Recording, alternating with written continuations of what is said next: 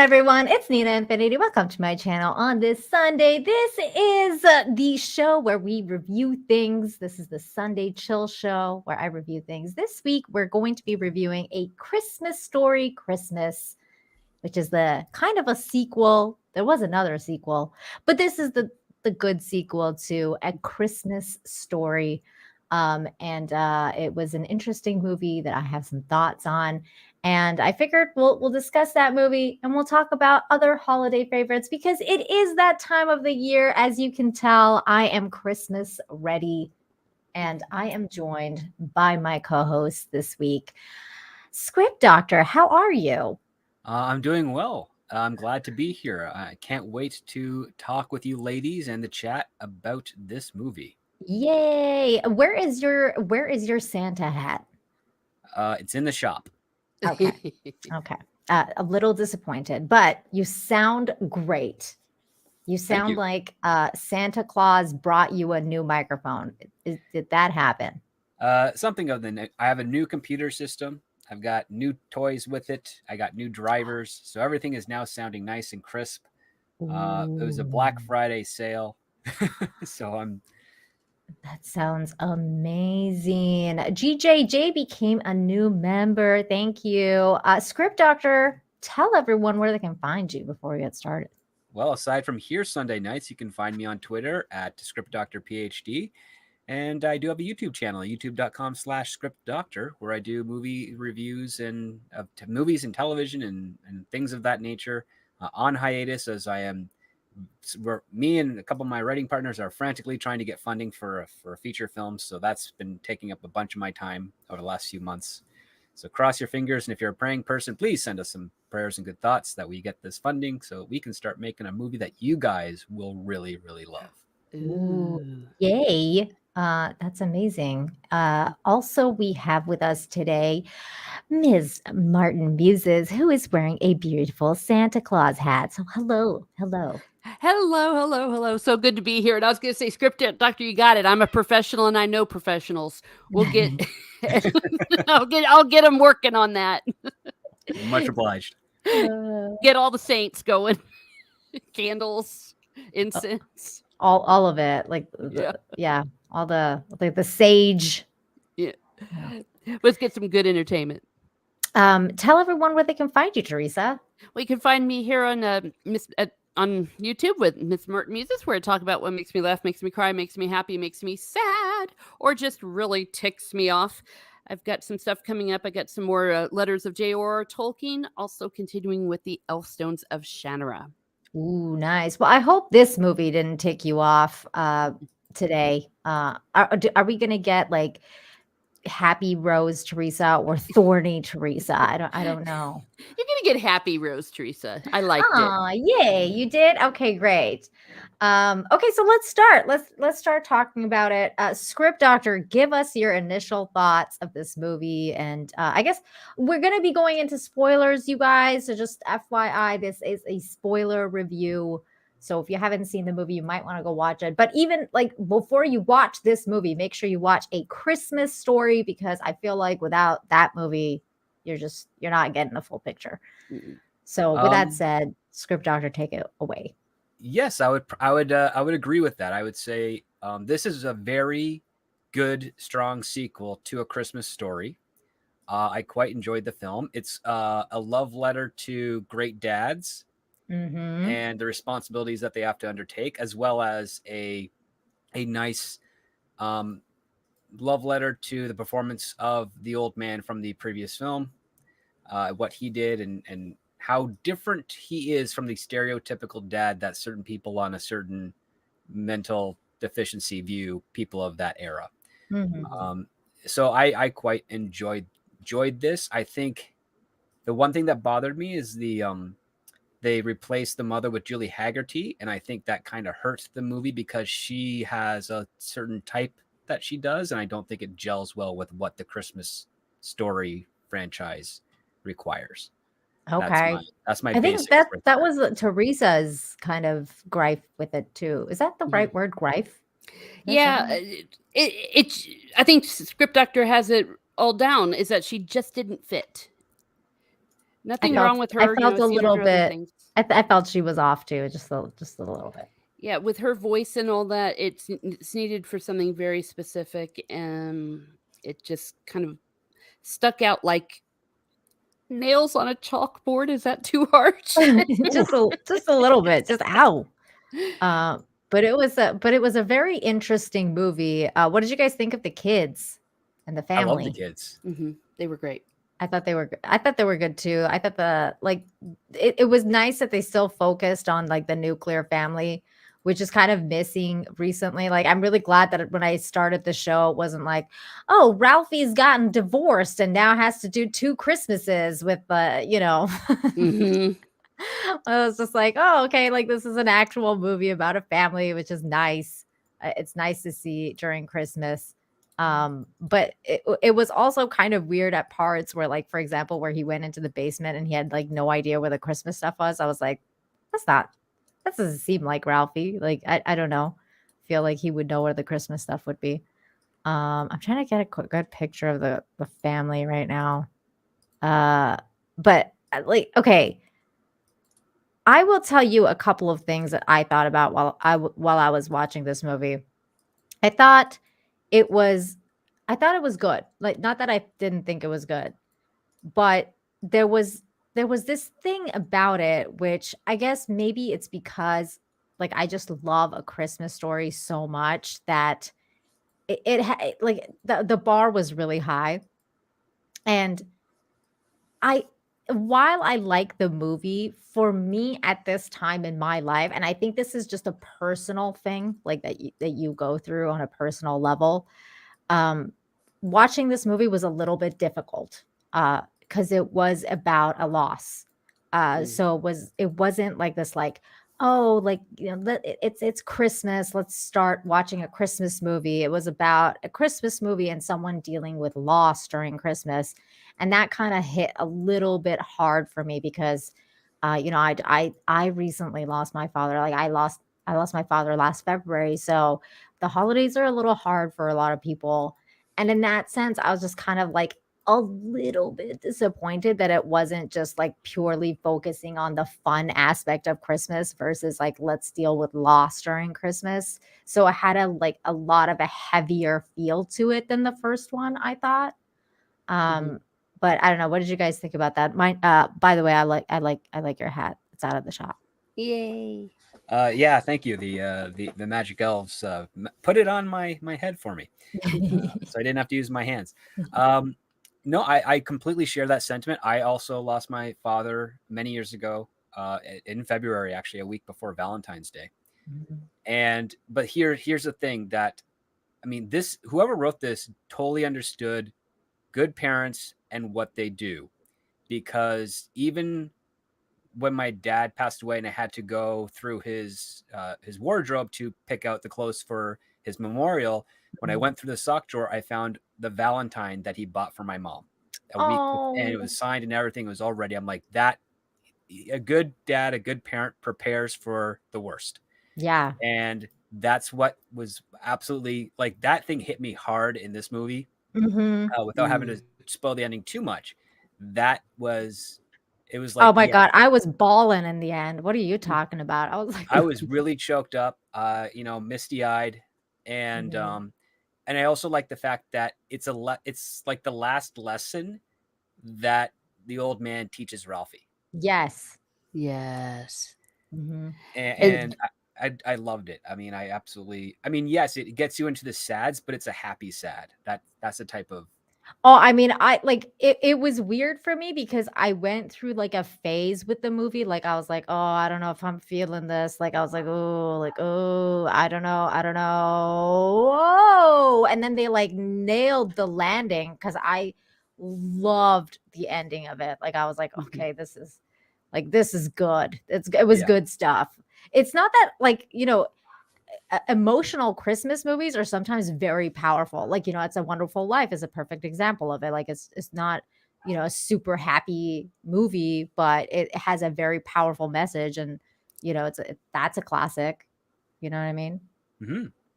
What about you, Teresa? What are your thoughts? Well, yeah, everything that you've all said, I am very blessed that I still have my both of my parents with me, but I thought that the dad would be dead already. Like, oh, he died a few years ago, but oh my Mm, gosh. And so when Ralphie was on the phone with his mother and they find out that he's passed, that hit hard, the emotion. And I thought that the actor did a very good job, and just the way the mother starts to go, is something wrong? And mhm. oh, and then the And the kids' shot too. faces. The shot Yeah. was great.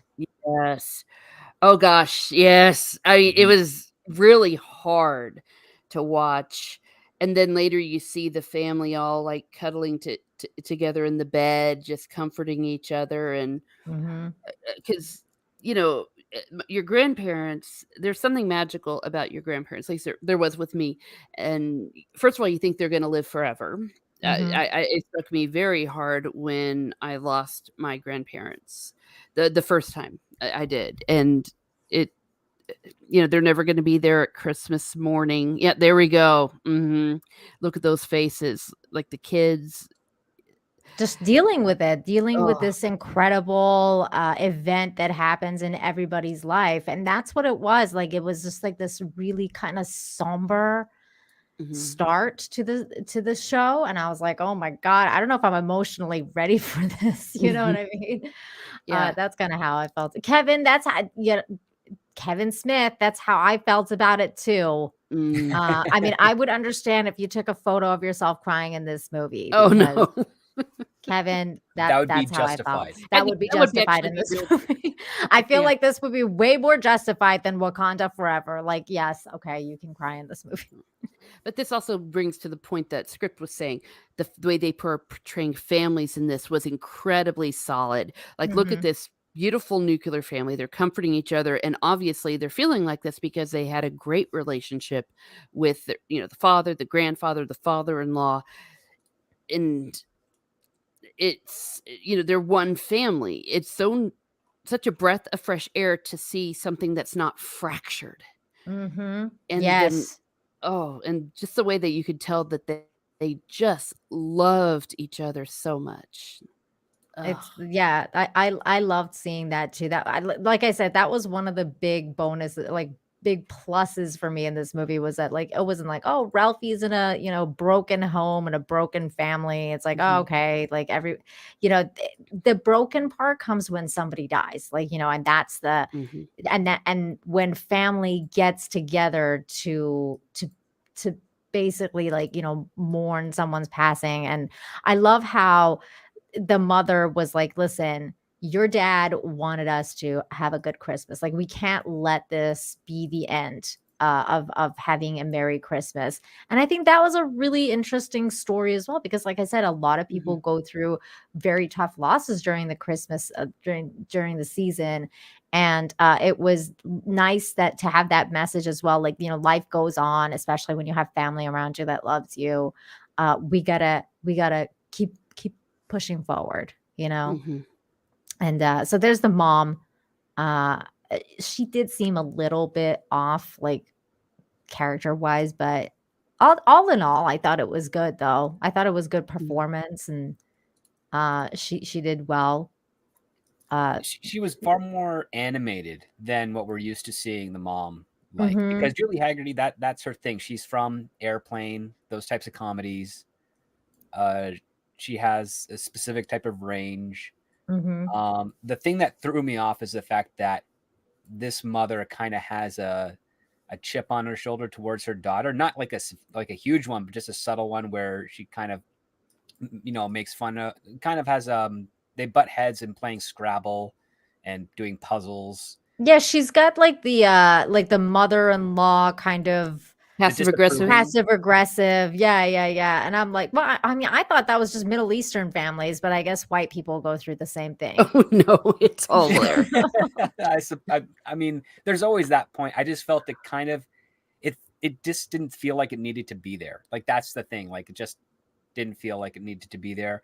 I was constantly when I watched it the first time, I was constantly asking, like, where the heck is Randy? Where's Ralphie's little brother? Yeah. I kept thinking that too. I was like, where's Randy? The kid was borderline like mentally deficient when we first saw him. Yes. Totally. I was thinking that too. I was like, where's Randy? I want to know where Randy is. I was wondering, did they put him in an asylum or something? did he huff too much like carbon monoxide and passed away years earlier? No, he's doing well in India.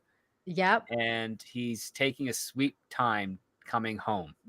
Yeah. I did really like that conversation he had with Randy though, because it was like such a brotherly conversation. Like, oh, we can barely get mom out of bed. Like it was just Making like him feel so guilty. Yeah. She ate a cracker. Yeah, ate half a cracker. Yeah. cracker. Like that was good. That was good. Well, and he had it coming. He was being a jerk. It's like, get your butt over here, you idiot.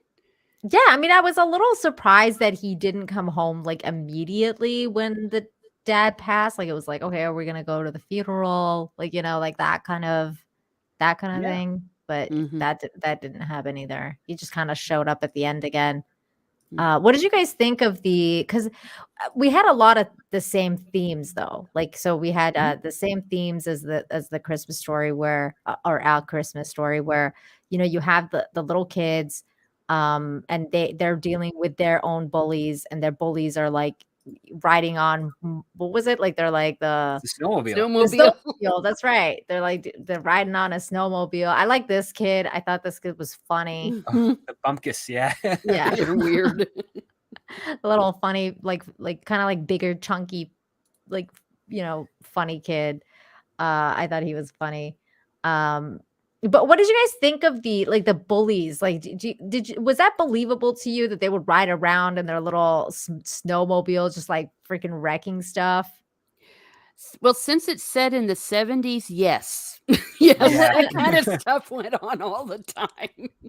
Oh my God, that's so funny. Nowadays, they would, some Karen would, come out and kill them or something. I don't know. They'd end up on. Karen would come out and be like, that snowman is racially unacceptable because it's white. There are other colors, Yeah, there you go. I guess, yes, that's more correct. And what about a non-binary snow person?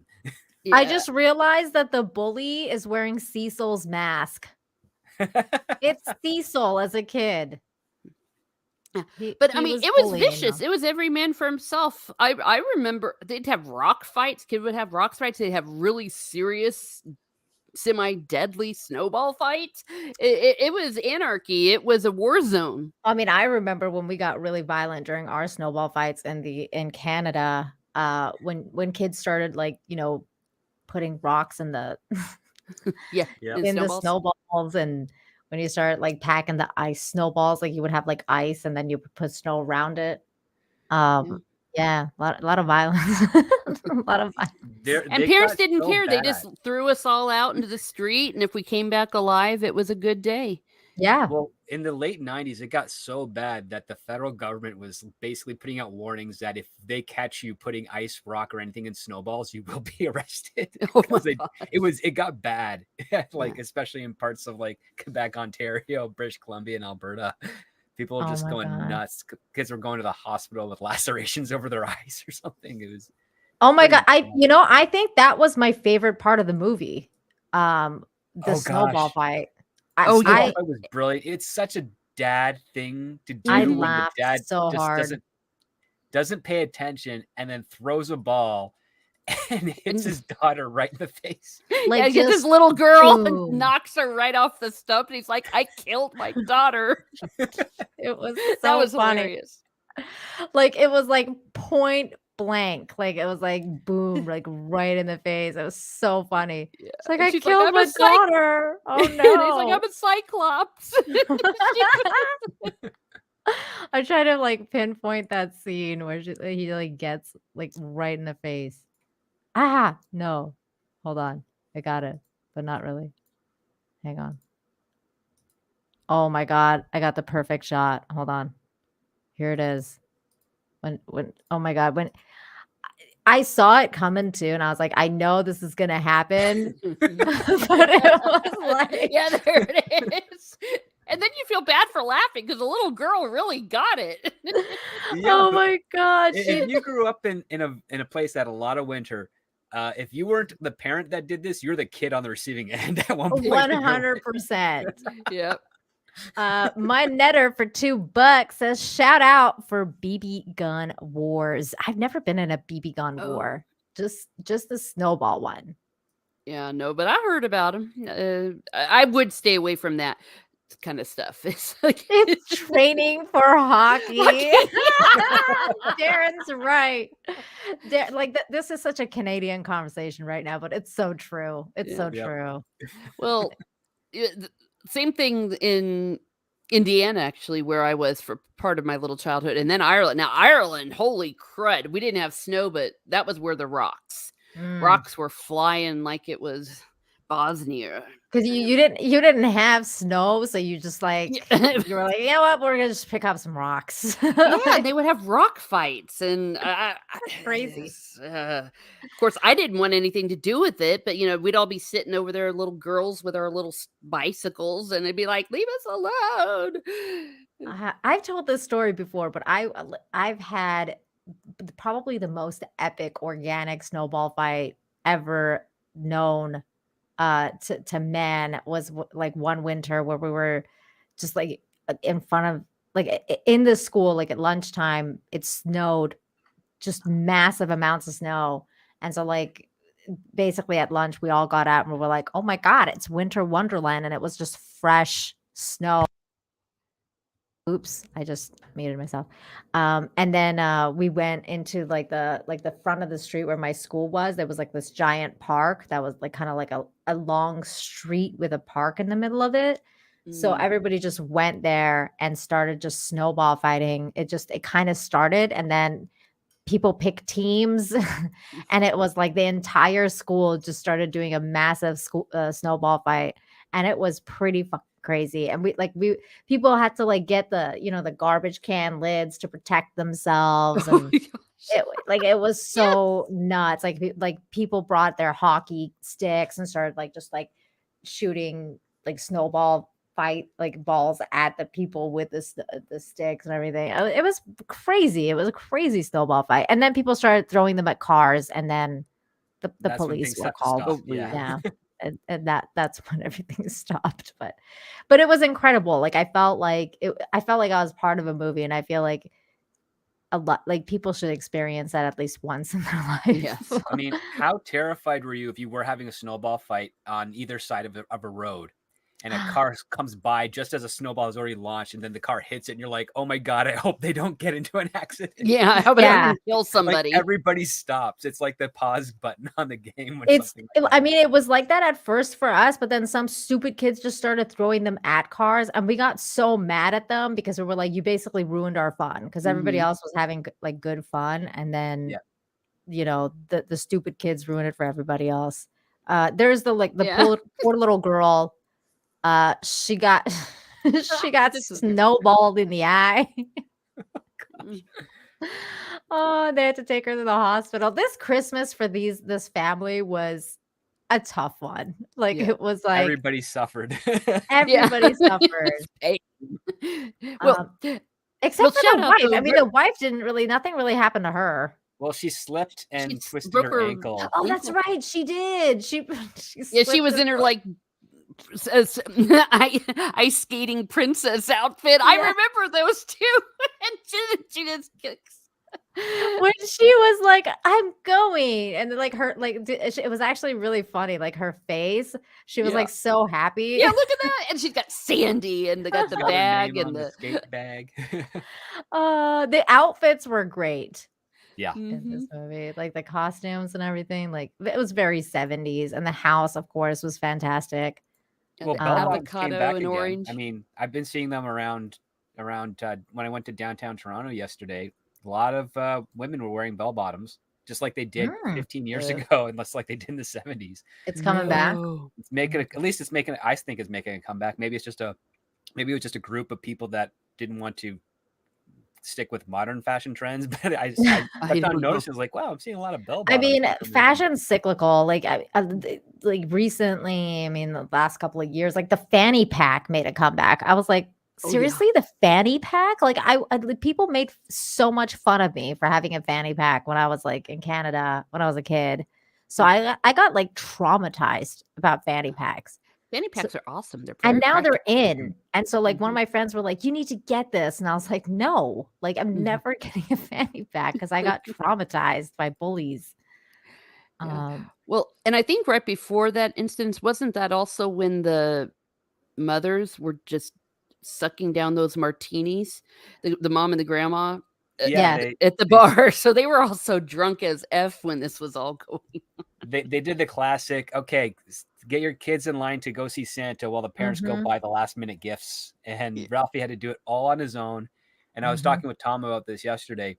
We were looking at the prices for the toys, and as the cash register rings up, and we're like, "Oh, look at that! Every price is only double digits, and it's the low end, like $11 or Mhm. $7.49 or Wow, Yeah. I didn't pay attention to 13.50." that. That's And I'm great. thinking, the last time, like I've already started my Christmas shopping for friends and family. I'm thinking, wow, if only I could buy something that was under $50 that had the same value as it Wow. did. Just a decade or so ago. It was nuts. But yeah, There like was you're hit the hard with that inflation and value of currency. Yeah. Well, and the presents that they got, I'm like that little bake oven, all those things. I had those. Hmm. It was like, oh my gosh, Yeah, that's the my easy toy. bake oven. Oh my god. Yeah. Uh there was also I love how they kind of like juxtapose Oh, the the flick in Yeah. friends. Quartz. Yeah. Yeah. Yes. And how like who they were and everything like that. They kind of I think they kind of took a little bit of a page out of Cobra Kai when they did that, which was nice. It was a Mhm. good little homage to the well, like the classic movies and Mhm. and showing that the friendship was still alive and well. That was nice to see. And it was nice to see like that they were friends, but they're kind of like frenemies because they're always fighting Yeah. about Everything well, that's the way it is with your childhood friends. I swear, you think you're a grown up and then you get back together and suddenly you're 8 years old. Mhm. It's fun. I like You're the 8 years fact that old and drink. That's the thing. well, that yeah, that too, and I like that Flick owned the bar, and it was a nice, place that The made phone. sense also story-wise where they could get together with those characters. Well, yeah, they don't have school anymore. So where do adults go when they don't Yeah, have they go to school to go to? They go to a They go to bar, the bar. and precisely. they lie to their spouses of where they are. Yeah. Oh, yeah, that wasn't that part of it when the kid lives there on the phone? It's like, and someone's like, "Is so and so there?" And everyone goes, "Say no." Yeah, that was funny. Like the phone call, like whenever the phone rang, everybody was like scared, like, like Yep. who? Oh no, who's gonna be called now? It was, Exactly. oh my god, that was really funny. And then this guy was freaking hilarious too. Yeah. I don't even remember who what he was, but he was like, I just come here to avoid my family. Yeah. Yeah. He's like, I got a terrarium. It's like an aquarium for fish, but for snakes and things and That was salmon. creepy. Yeah. I was like, what the fuck? This guy sounds really creepy. I Yeah. just But like it And how was Flick's like, funny. I know a guy with a buffalo. yeah. Like, what are you gonna do with a buffalo on Christmas? Yeah, that was a good one. Like all this stuff was really good. I loved seeing the older like the previous cast like all grown up and stuff like Mhm. that. That was really good to see. And then so Ralphie's basically freaking out because his dad's gone and now he's in charge of Christmas. Like he's in charge of getting everything together and making Christmas extra special. He goes up to the attic and he of course we see like the lamp and some of the stuff from Mhm. like the old movie. Like he saw he saw his PJs. It Oh was like, God, ugh, like this stuff, like still traumatized. And he just throws it over his shoulder. yeah, Yeah. still traumatized. He looks like a pink nightmare. It's like a deranged Easter bunny. Like that. There's It's something that was absolutely brilliant from the original movie is that the dad sees his kids embarrassed. He's like, "Do you feel happy in that?" He's like, "No." Okay, go take it off. Turns to his wife, let him take it off. Because he's like, he cares. Like, a dad that didn't care about your kid would just laugh incredible, like often at you for that. But he's like, no, that's ridiculous. No son of Mhm. mine's wearing that. yeah. Terrible, terrible gift. And I think that that's like the best thing about like great dads is that like they're not going to force their kid to do something that they don't want to do. Like, it's like, okay, That's detrimental to them psychologically. Like, that's an embarrassing thing. Like, telling your kid, okay, you're coming with me to shovel the snow because you're going to learn how to do this. That's one sure. thing. That's But one like thing. wearing something that if you wore that in public, especially in the 40s or in the 70s, would get you shot. Like, that's not a good idea. Yeah. And the way the mom just was oblivious and like, oh, it's so adorable. Yeah. and she like basically though, like the mom just wanted to like mother and be like, you're a baby, you're always going to be a baby. But he was growing up, like he had grown out of that thing. Like, maybe a few years ago he would have liked it, but now he was growing up. And moms have a tendency to just kind of like want to hold on to their little babies, whereas in dads are more like logical, and they understand like, okay, no, like it's time to move on. You're a man now. Yeah. This part was also funny to me when he like gets the Christmas tree, like the fake Christmas tree from the attic, and he's like, what is this? Like, no, like we're gonna go get a tree now. Like, it's like, I thought that was funny because I have a fake Christmas tree and I'm very happy with my fake Christmas tree. Well, those are the pipe cleaner type Christmas trees. Yeah. They hurt. And I love the fact that Ralphie was like, I found this in the attic, and the mom says, well, I bought it 1 year and your dad didn't like it, so he threw it up there. It's like, good on him. Good on him. Yeah. We're And then gonna go get she the right, proper tree. Yeah, and then he cut himself on it. You're right, because he cut himself on it. And then she like put whatever the heck that thing was, on his fingers. And this was another sweet scene. Like, you're still gonna need your mom even when you're old. And I think a lot of the stuff too, like with the scenes in this movie that I really enjoyed was just, even close-up shots of Ralphie. Like, it was like, oh, it's still him. Like, that's Ralphie. Like, it was really cool the way some of the shots were done to make us remember the old movie. And I thought it was really nice to see that. I thought he did a great job. Yeah. All around. Did you guys know that the house is for sale right now? Again? Yeah. The guy who bought it, he was a veteran, and he had the house basically listed it's like a museum for the movie. So now he's renovated it to be a museum for the film, and he bought the house across the street as a shop. Yep. And now he's renting the other two houses because he owns the other two houses as well. And now he wants to sell this one, but he wants to sell it for like $10 million.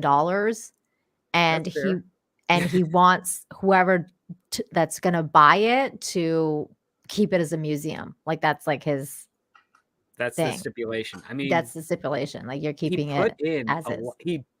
He bought it for relatively cheap at the time when it was sold, and he spent about $500,000 renovating it and turning it into a museum, because the interior of that house in that town looks nothing like what it was originally in the movie, because they shot the interior of the movie in Toronto. So he had to renovate. They did? I didn't know that. They had to renovate that, but and get it looking as it should have. So if it's a museum, someone with some money, or maybe he might have to sell it to the city, because they'd probably be the only ones that can maintain it. They give it landmark status and maintain it as a museum. Oh my gosh. Okay, come on. Someone out there is loaded. Spend some money on that. Send it to Elon Musk. Yeah, send it to Elon Musk. He bought the house about $150,000 when he first bought it. And he bought it on eBay. Isn't that crazy? That's insane. Look at that. And it's got the... Don't have to worry about realtor fees. No. On eBay. Yeah. That's now he wants 10 million for it though. So crazy. Well, I mean, I think he did rent the house to them to shoot the sequel in it. I think so, because I mean, clearly the house was in the movie. Yeah. So that was interesting. But yes, so if you are someone who is watching right now and you have $10 million to spare, you or someone has $10 million to spare, you can buy Ralphie's house. Also, you can back my calendar if you have $10 million to spare. There we go. It's a patriotic thing to do. Send Nina the 10 million, and she will use some of that to buy the house. Just saying. Perfect. There is okay, so back to the movie. Yeah, so they went to the mall. Oh, the carolers too. Okay, so they got they got some carolers. What'd you guys think of the caroling scene? It I felt thought out that of was place. hysterical. I mean, it's funny, but it's just there is nothing set up about it from the previous movie to really understand their disdain for carolers. Yeah, I was a little lost about that. I was like, what? It just felt it felt like this is a joke that belonged in a different story where they actually are like trapped by carolers, or they're sitting at home and the carolers have been outside caroling for 4 or 5 hours. Mm-hmm. And they're just trying to desensitize themselves to it, but they can't. And then that's where Ralphie finds Old Blue, the BB gun, and he just loads it up and he takes it outside. Starts He's like, taking "Get out off that. my- Yeah. Get off my porch." This was interesting though, because I feel like maybe some families do go through something like that. Like some people like carolers and some people don't. And in this sense, like that family doesn't like carolers, but the wife was like, "Oh, carolers." Like, Yes. there's always like those people in the family where like, some people just love something and some people just freaking hate something. And I thought that juxtaposition was kind of humorous Yeah. and funny. But those carolers went all out with their costumes, though. My goodness, Mhm. it was very authentically Dickinsonian. So The funny part to me was when they run out of the house, like when they're trying to get away from the carolers, and the kids are outside, like playing with an axe. And I was yes, like, what the? Like, that is so the 70s. It's like, go outside and play with an axe, kids. Like, I don't Play in the I don't care. junkyard next door. Yes. Play with an axe. Yeah, it was that part was really, really funny. I was like, I think oh my it's funny God. because they're like, yes, it's okay for you to play with this axe, but don't get the carolers to know that you're here. Yeah. They're just like playing with a freaking Priorities axe. are in the right frame of mind, I would say. Yeah. Oh my God. And then when this one caroler what is it? He called him a poo-poo head or something. Something like that, yeah. And then this lady was like, "Oh turd. no!" Like, Terrence, don't say that. that was funny. I was like, "Oh my God, she's like such a Karen." Like, "Oh my God, don't say poo-poo head." That was entertaining. Then they go to the Christmas tree place. They get a Christmas tree. They get the largest Christmas tree, and Ralphie can't barely freaking hit it, like fit it in the house. It's like scraping the ceiling. Doesn't trim the bottom to get it in. Just like, nah, you don't trim the tree like this. No, yeah, which was really weird. I was like, what is he doing? Like, that is not gonna fit. And then they hang like the lights on it, and of course, like all the wires are like going into one place. I thought something bad, like other bad things were gonna happen with this, Well, but that's a callback to the first film because they have all Mhm. those plugs in that one receptacle, and that's when Yeah. the fuse blows out. And the blowing the fuse. Well, we did have the blowing the fuse later. Yeah, Yep. we did have the Mhm. blowing the fuse later. That was good. But I mean, that's the way my grandparents' house was, so help me. It was like last time it had been rewired or had anything done was 1945, and it was a death trap.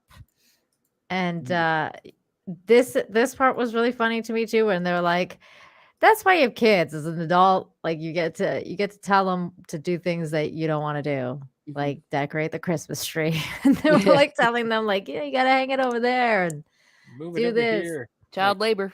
Yeah, and the And kid then the was just mom like, with the perfect response: "It's not child labor if we don't pay you."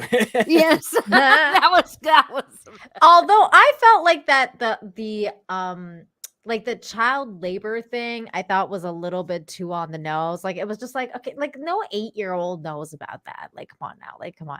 Well, Like, this is little a kid. different 8-year-old because she's pretty clever. Like, she knows the make and model of her dad's car because he That's says, true. "I need Yeah, a new she says- radiator." Yeah, but that part, like, I get because it's her dad being interested in a certain thing. And like, even when I was a little girl, I knew like all sorts of car names and car everything for some reason. I mean, that stuff is gone now, but it was something like my dad and I could bond over. But like child labor laws. Like I don't think Remember, that a little girl would it's know that. 73. If she's probably heard some stuff in the 60s, in the early 70s, with all the, the leaded gasoline, the news and politics are getting a little bit more dicey. Mm, I mean, the funny maybe. part is like we get that callback where they're in the car and they're talking about every single bad thing about Ralphie's hometown. It's like, how do they remember every detail of all the bad things I say, but the good stuff just goes in one ear and out the other? Yeah, exactly. Well, Yeah. and the star, that was a funny thing that Well, he had told them about. You can't have Christmas without a star on the tree. And then when the star mhm. broke, he's like, it'll be okay. And they're like, no, you said that. He's like, Yeah, and that it was funny too because when he first said it, like I was like, "Uh-oh." Like that is you're setting yourself up for like if that's a recipe for Yeah. disaster. Because when you yeah, tell a kid something like that, then you know you're gonna get screwed. Like, Yeah. especially in a movie like this. I was like, I was waiting for that star to break. I was like, Yeah. when's that star gonna break? Like any minute now. Yeah. Any minute now. Because you believe what your parents say about Mhm. magic of Christmas or Santa Claus or Rudolph. I mean, my parents told me all sorts of BS about, you know. Look at the ceiling is all scratched out. Yeah, if oh that yeah. was if that was me and that was like my mom's place, I would have been chewed out for hours for scratching the ceiling. Like, it wouldn't even matter if Dad had died that morning. She would stop me like, you ruined my ceiling. I And the would day too. your He dad was died, insane. I would have made him fix it. of Oh course, my I would have been the one that'd be like, okay, I'm trimming at least 8 inches off the bottom of this tree Yeah. to make sure it fits. So meanwhile, Ralphie's a writer and he's trying to kind of like he's trying to become a published author and he's kind of getting rejected all over the place. And then his mom asks him to write the obituary for his father. And he's having a little bit of a hard time because I mean those things are hard. Like it's Mhm. hard to write an obituary.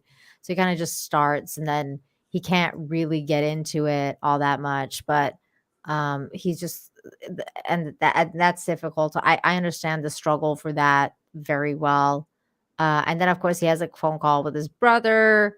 And what did you guys think of like the animation or not the animation, but The fantasies? the fantasy Mhm. sequences? I thought that they were pretty good, I thought that they especially were this one. great. I mean, they evolved a little bit compared to what Ralphie had when he was a kid, but they Mhm. still have that over dramatic silliness of the originals still there. Yeah. And in someone that has that kind of imagination, it's definitely plausible that they would keep it up as an adult. It's You part of hope. his personality. Well, and I think like it's funny because at first I was having a little bit of a hard time being like, oh yeah, like I don't think he would be as imaginative as like they're saying, at first. But then I was like, but he's a writer, and that's Mhm. why I think that's why he chose to be a writer was because he has such a crazy imagination. And some adults do become like very imaginative, and that's why like I thought it did work. So I thought that was interesting because at first I was like, I don't know if this works as an adult, but then I was like, but he's a writer, so that does work because writers are weird. Yes. He's a writer. He's a very amateur writer because all the things that he talks about with his great American novel, this sci-fi epic, Mhm. about it's like 2,000 pages, and I know it doesn't feel like it ends, but that's because in the sequel it's like, no man, you never talk about the sequel. Mhm. like, get the first Yeah, one not in your done, pitch. Nope. then keep the sequel a secret. That's usually the trick. Keep it a secret so you get the first one done, and if they say, what do you got next, it's like, well, I'm kind of working on this follow-up to the first one. But like, again, he was so ambitious that he wasn't very disciplined, and that was the thing. And what I really liked is the fact that all the memories, everything that he's doing in over the next 5 days, just trying to get Christmas ready, Mhm.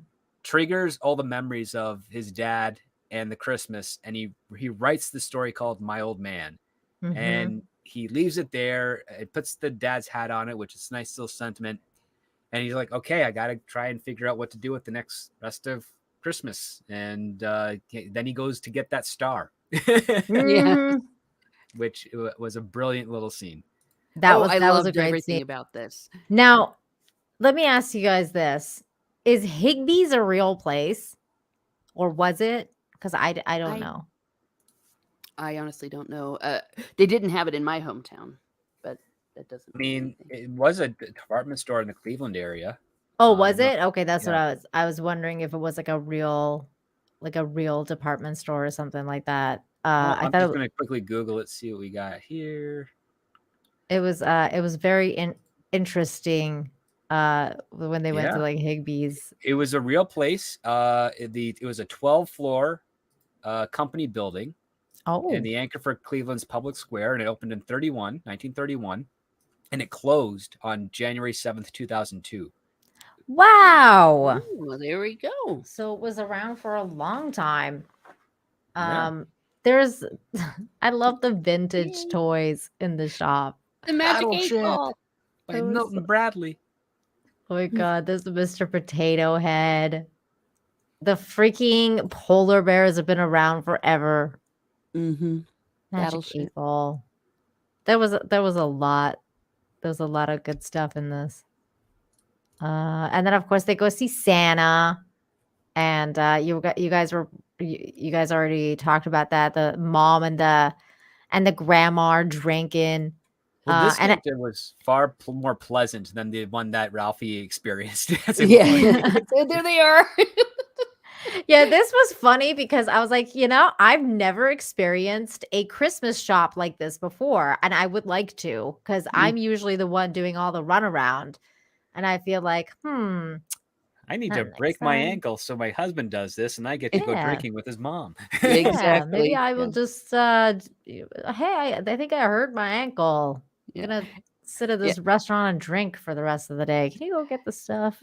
I mean, I can relate to that because the whole wine mom meme, there's something about it, though. This is hardcore. They're drinking these on an empty stomach, too. They even pointed that out. And I think by the end of them, Ralphie just comes back and there you just see all these empty glasses. It's like, oh my gosh. Well, the awesome thing is that Ralphie succeeds. He gets everything on the list. Mhm. And it's like, yeah, that's cool, man. Like, you're not trying to embarrass the guy and make him a failure.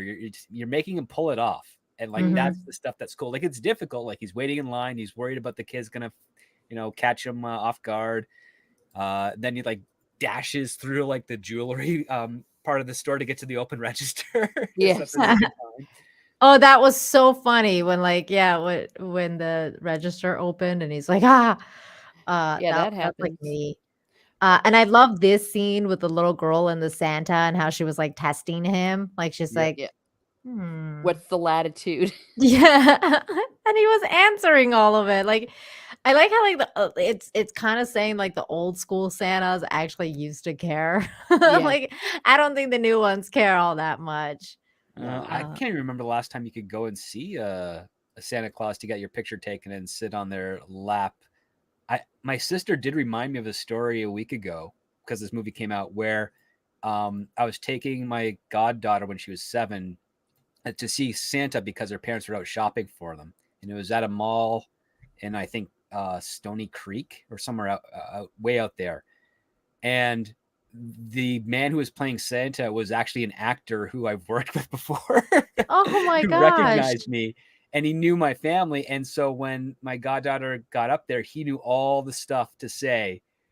And I was like, stop stalking my family, Chris. Oh my God. His name That's was hilarious. Ronnie, but like it was Chris Kringle. And he's like, I'm Santa, I have to know. Oh my Oh my God. God. Then while we were in the mall, his shift was over and he was out of costume and he came to say hi, and my goddaughter had no idea it was the same dude. That's It cool. was really fun, but I'm like that. And when my sister reminded me of that story, I'm like, oh, that reminds me. If I wrote a Christmas thing, I'd have a total fun bit where the dad would be really paranoid about Santa spying on the family, and then they'd get into a fight, like while the kids wants to like get the picture taken and on the lap, and then both of them get ejected out of the mall. Oh, That sounds funny. You should totally write so that. I was fiddling around with that idea, but yeah, it was just rung a bell again today. It's like, yeah, I remember. Yeah, sometimes you can get really lucky, and you're like, oh yeah, that how do you really sell it to this one kid to make it really special? It's like they know everything about that kid. yeah. There they are celebrating Yeah. that they got all the presents. Oh God, I love Christmas.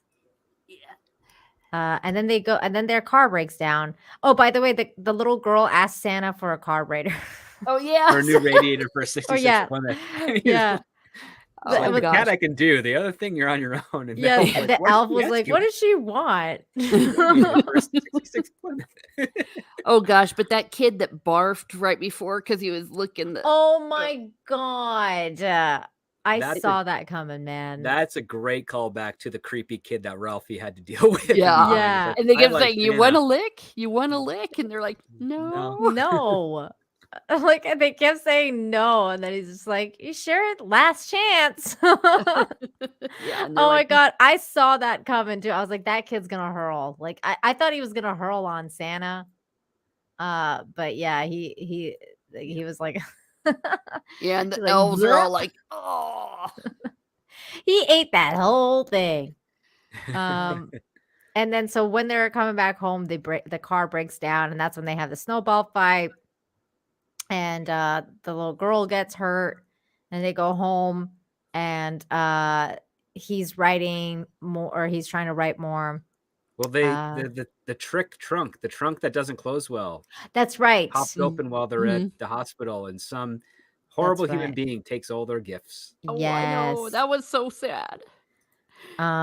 Would that happen in the 70s as well? I guess it would. Yes. Oh hell yes.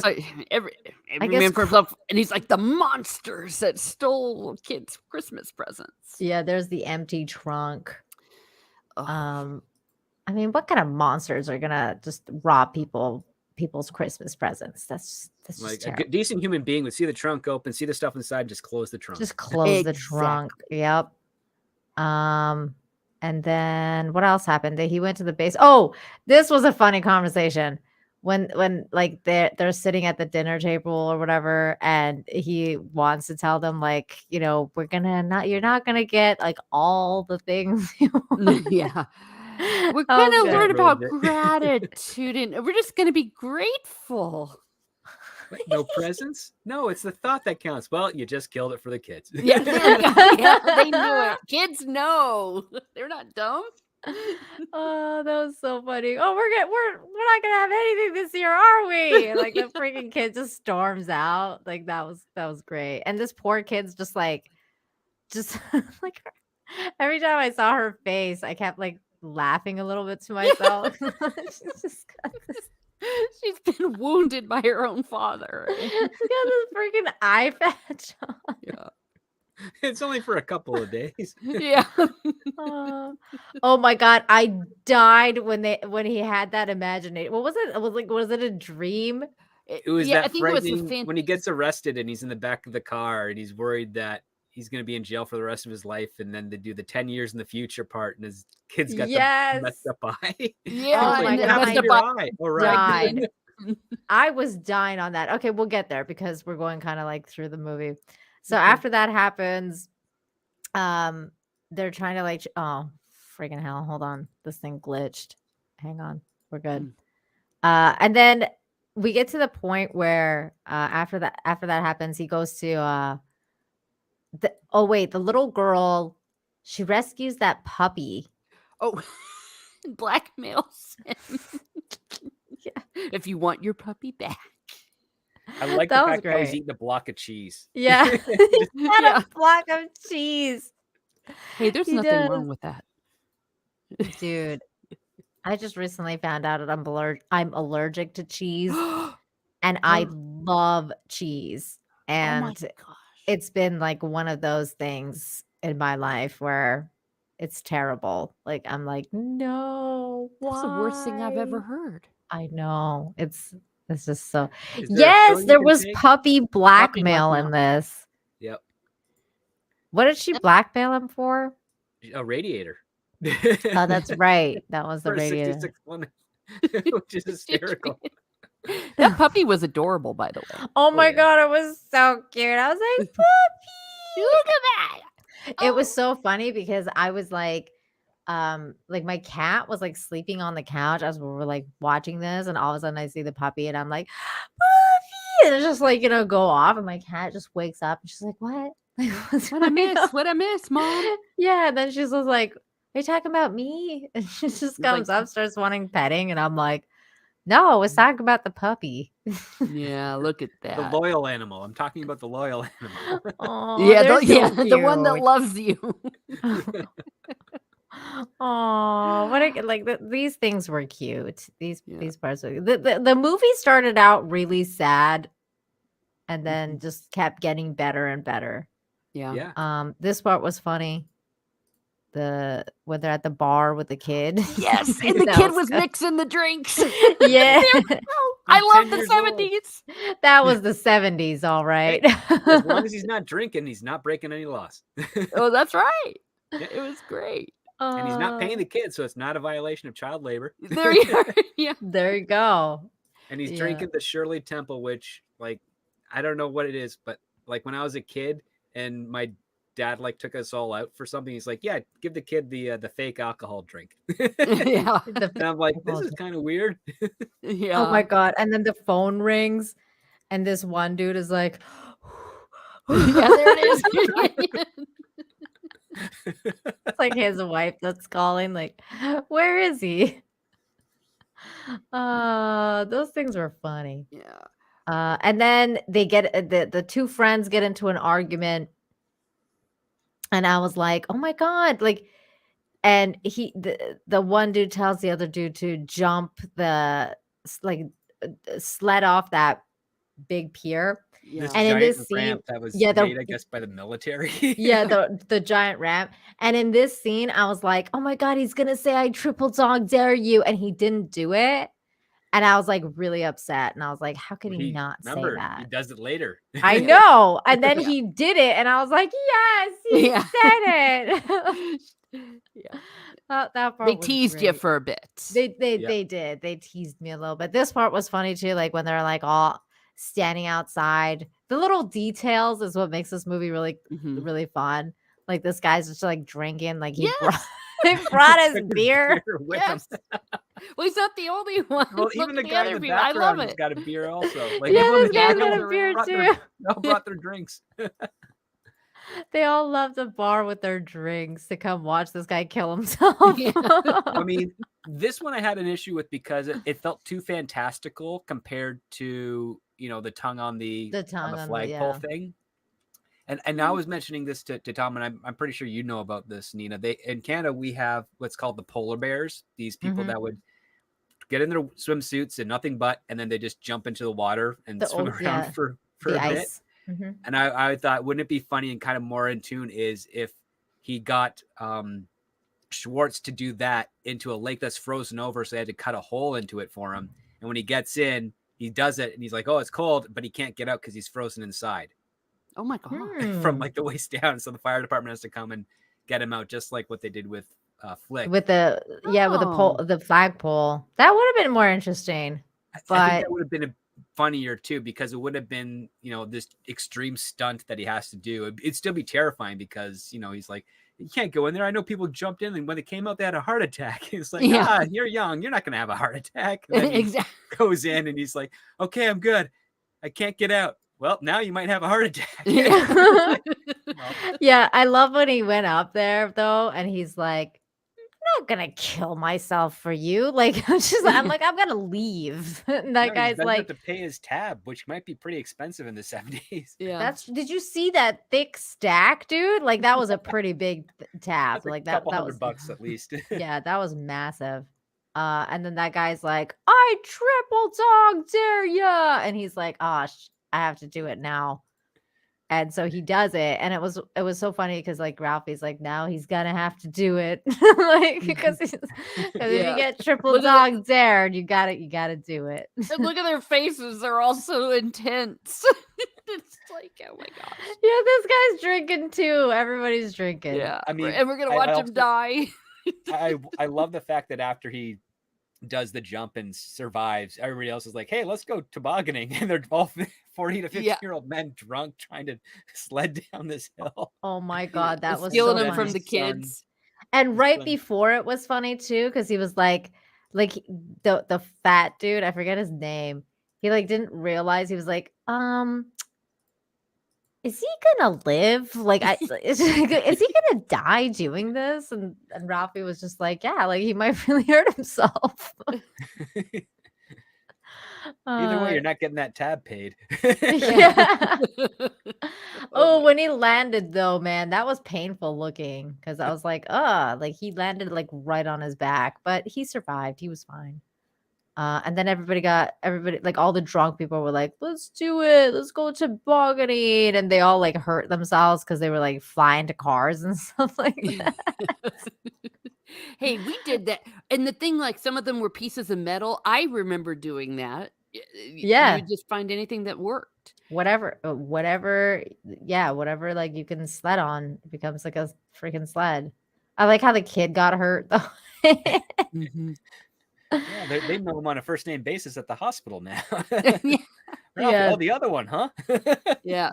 Yeah, the kid got hurt. The little boy was on the sled and he ran into one of the big drunk dudes, and he hurt himself. And then we get the scene with the Scrabble, which was weird. And then so the kid broke his arm. Poor kid. You see, nowadays it would be CPS would make a visit. You're right. It's like, well, I like at least by this time the little girl's eyes are okay now though. Yeah. She's fine. You're right though. Like they totally would. They'd be like, In 5 days, your daughter was nearly blinded and your son got his arm broken under your supervision. Yeah. Wait a and then minute. they'd show up and see the wife in a cast, and it's like, I fell. And they're like, oh, you fell. I slipped on the porch. Wait a minute, because in the next scene, she's got the eye patch on again. That's weird. They forget about it in that one scene. Because like in the next scene, they're like, there it is She's again. outside. Yeah, maybe it's outside. Yeah. Yeah. Okay. They put it on because she Or was they outside. forgot. Or they Well, forgot. it doesn't want to get more snow in her face. She needs to wear those protective goggles. Dude, that made me laugh when she got the protective goggles for Yes. Christmas. Like, so now you don't get snow for your Now eyes Daddy for can't hit Christmas. you in the face in the eye with a snowball. It's like, that was an accident. Yeah. She came out of nowhere. I don't know how the heck she did that. She teleported. That was great. That was great. And then so Ralphie writes the story as Script Doctor says. But like it wasn't really a story. It was like, it was the Christmas story. And that was really cool. And then they he also has a discussion with his kids where he basically tells them like, hey, if you don't want to be bullied, you're gonna have to do something about it. And like the kids find out that and the wife finds out that him standing up to the bully story was actually true. Like, and she was like all surprised. She was like, really? Like that was a true story? Like, yeah, Mom had to pull me off the bully. Yeah. That's what happened. And so they deal with their bully by like setting a trap, because they kind of like cover the tree stump, and then the bullies run into the tree stump with their little snowmobile, and they break it. And they're like, Dad's gonna kill us, and they like run off. And that was entertaining. I like how I like how they dealt with the bully aspect again, because that was a big part of the first movie. The Shields kids up. were in a major crash though. Well, one of them peed themselves, which is funny. Yeah. So terrified he was gonna die, just avoided his bowels and bladder. And that was another actually funny line in the movie, was when everybody started laughing at the kid who pissed himself. And Ralphie says something like, laughter, like that's the thing that hurts the most. Mhm. And I was thinking about that about memes, and how like a lot of people, especially the left, like hate memes because it's just like laughter and making fun of someone is probably the worst insult. Like sometimes it just like cuts so deep, right? Because like the truth hurts. Especially if it's like, a proper joke exploiting like something honest about the person you're making fun of.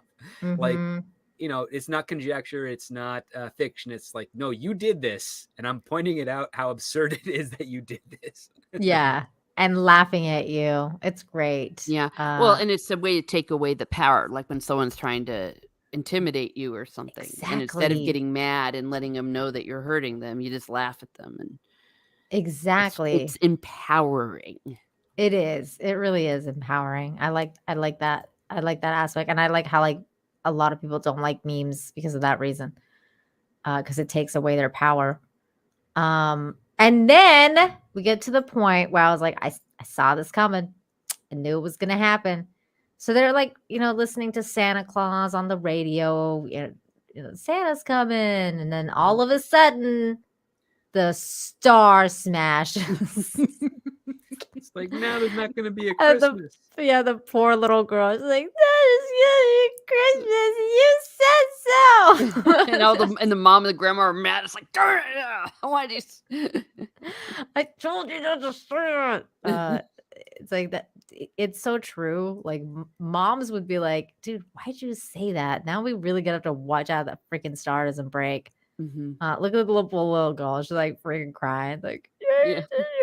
Santa's not gonna come. Poor little girl. But of course, Ralphie is a good dad, so he goes out to find a star. Oh, and I liked how he still hated the dogs. Yeah. That was funny. Then he goes to find a star, and he can't find the star anywhere, of course, because it's Christmas Eve and everything is closed. But he ends up finding a star in his friend's liquor store Yeah. because he realizes that there's a star on the tree. And he shouldn't have said that thing about the star. So he decides to break into the store because he's like, well, my friend's not around right now, so I might as well break in. He goes and breaks in. He gets the star, comes out, and gets caught by a police officer who is none other than his childhood bully. Scott Farkas. He had yellow eyes. He had yellow eyes. Oh, this was great. Seeing him again, I was like, oh no, what's gonna happen now? And I loved how he had the evil side to him. That was so funny. I liked that he was really intimidating Ralphie this whole time, and Ralph was just freaking out. He's like, I'm gonna die. He's gonna... Like when they drive past the police station, he's like, hey, isn't that the police station? Like, yeah, don't worry about that. And then on the squawk, it's like, hey, Marcus, where are you? And he just turns it off, and he's like, oh my god, he's gonna kill me. He's gonna kill me. He's gonna drive you out into the wilderness. He's just gonna kill me now. There he is as the evil little kid, the the braces and everything. He's so funny. This was great. And then of course he goes into that. So Ralphie starts thinking like, oh my god, I'm gonna die. And then he starts imagining like his like future, like he has this like, because he's like in jail and stuff like that. And this part really got me. Like I think like I really laughed hard at this part, especially when the son spoke and he's like all of a sudden British. And I was British like, punk rocker of 83. yeah, why? I had no, like, why did he turn into like freaking some British? Well, that was the thing. It was all those. And the daughter turns around and she's pregnant and her eye is like gimped. The gimp eye. I was like, oh my god. Like I do love the fact that the first thing he says to his wife Sandy is like, wow, you look great. Yeah. It's like, that's a good husband right there. It's like... Yeah. The pregnant daughter really like made me laugh. Like she's one of those girls now, and she's got like this gimp eye. She's like, oh my god, that was a funny scene. That was a funny scene. And then they're like the bullies are laughing at him, and then gets home, or he gets dropped off by the police officer, who is nothing but remorseful about what happened during their childhood, and tells them like, I'm one of the good guys now, and it's because of you, because you taught me that basically like being a bully is a bad thing. And I'm glad that you did it. I'm glad you stood up for yourself and showed me that being a bully is no good. And he was talking about like how like, oh, his kids are like, you know, way worse off than he was. Yeah. Yeah, they're worse than he was, and they've got a snowmobile, and he's like, yeah, not anymore. Yeah. Yeah, this was a great scene. I really like that he had become a good person and he had kind of like changed his life around and become a cop. Yeah, that was a great leather Yes. jacket for the police officer. That part uh was really really Yeah, nice to see. I especially like the fact that if he says, if anyone else got that call, you'd Yeah. be in jail tonight. So Mhm. here's your star. Have a Merry Christmas, Ralph, and thanks. Yep. Aw. That was another great line. And he's just kind of like he's chuckling as he drives away. That was a really great line too. It was very Christmassy in that sense because it's like, you know, that's what Christmas is all about, like chance, yeah, you know, destiny, all that good stuff. Mhm. And then he puts the star on. He has a very heartwarming moment with his mother, kind of remembering everything again. And then the power goes out. That's the same shot from A Christmas Story. Yes. Where his dad is with his mom, and his dad just flirts by like rubbing up and down the middle of her back, and he's like, "We did good." Hmm. And then, but here you have the different type of relationship, the mom and son, and then the fuse goes out, and he's like, "Okay, I'll take it." She's like, "Nope, I gotta learn to do this on my own. You go to Yep. bed, Ralphie." That part got me, man. I was that's when I started crying again. I was Ugh. like, oh my god, like the I gotta start doing this on my own. I was like, oh my god, I like lost it. I lost it a Yeah. little bit. I'm still getting a little choked up here when I think about that kind of stuff. It's emotional. It's an emotional movie. Yeah. Um, and then it's Christmas morning, and of course you see this part was like that's what script doctor and I were talking about when the grandma had laid out all the presents from Santa, and it was really from Santa, Oh. because it kind of was you know, kind of like presents from beyond the grave, because that's the grandpa had already gone and prepared for Christmas before he passed on. Ugh. So he had gotten the grandkids all the stuff that they wanted, and he had gotten the sled for the kid that they weren't able to get anymore because it got stolen, and he got the easy bake oven for the little girl, and he got Ralphie a pen so because he's a writer, and I forget what he got the wife. A little hat, like a beret thing with a little ball on top. Oh, okay. Yeah, that's what it was. And then of course you have this other great scene where oh god, this was all really good.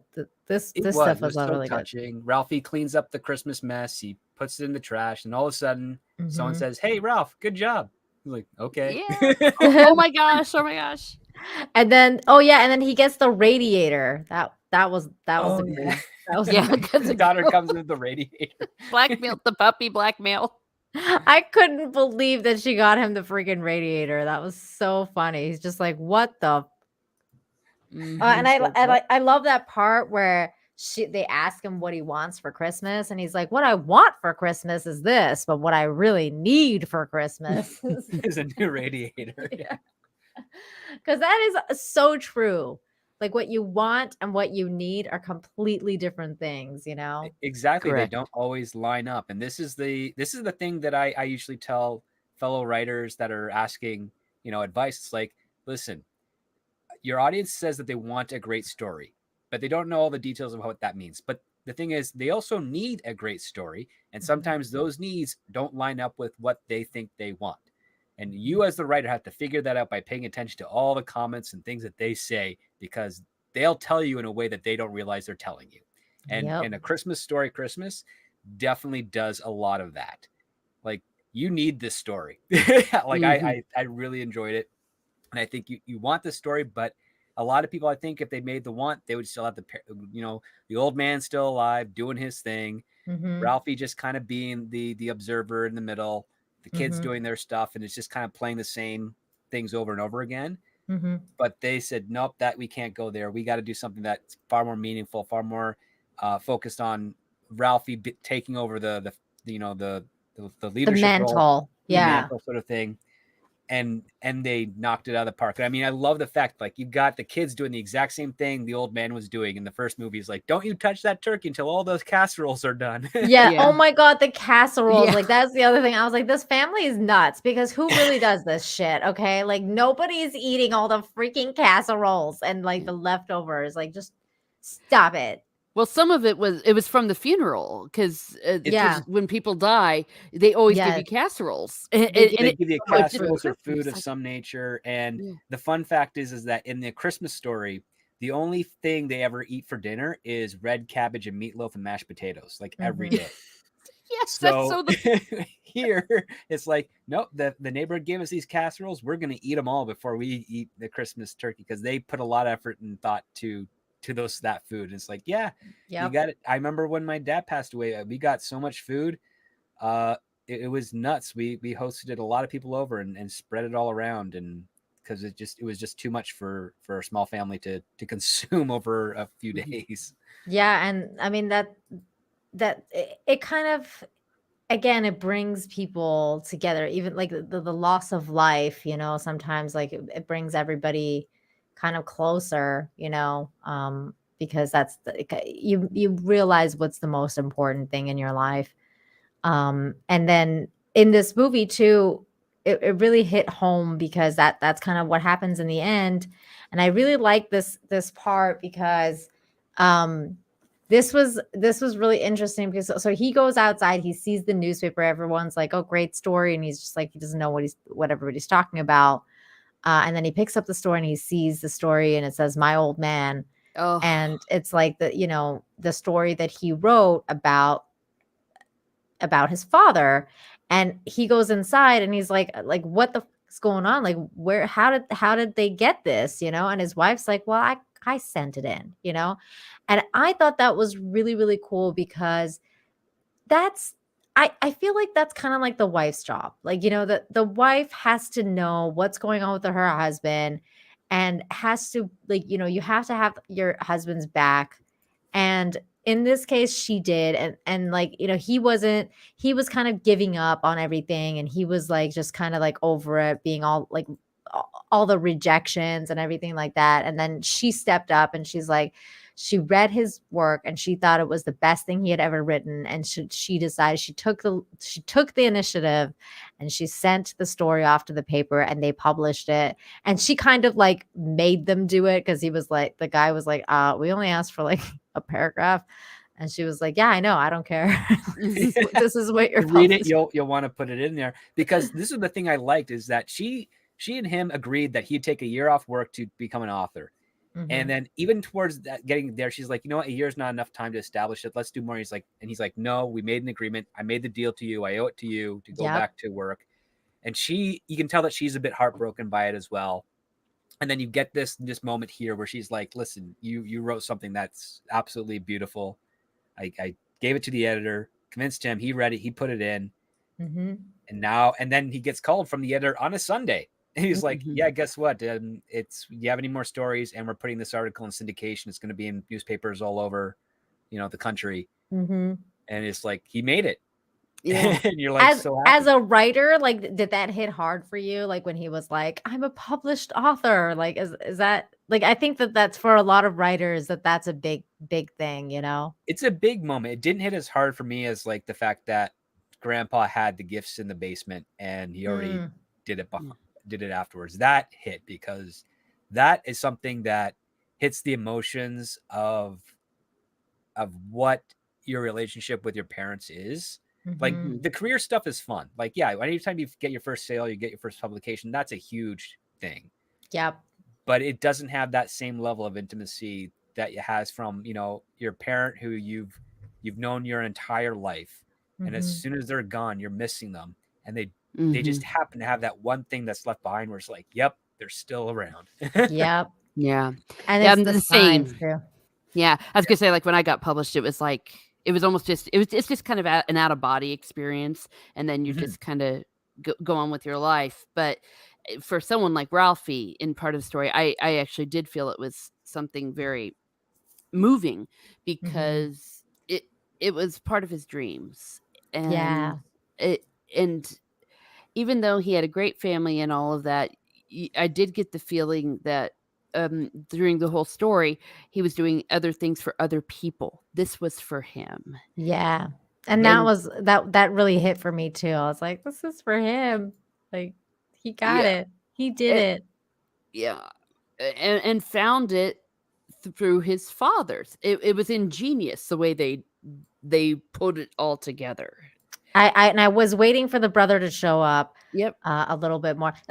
Okay. My gripe for this movie is we needed more of the brother. Like, I Yeah. wanted him to be in it more. I don't know why, but I did. I thought I didn't get as much as the brother as I wanted.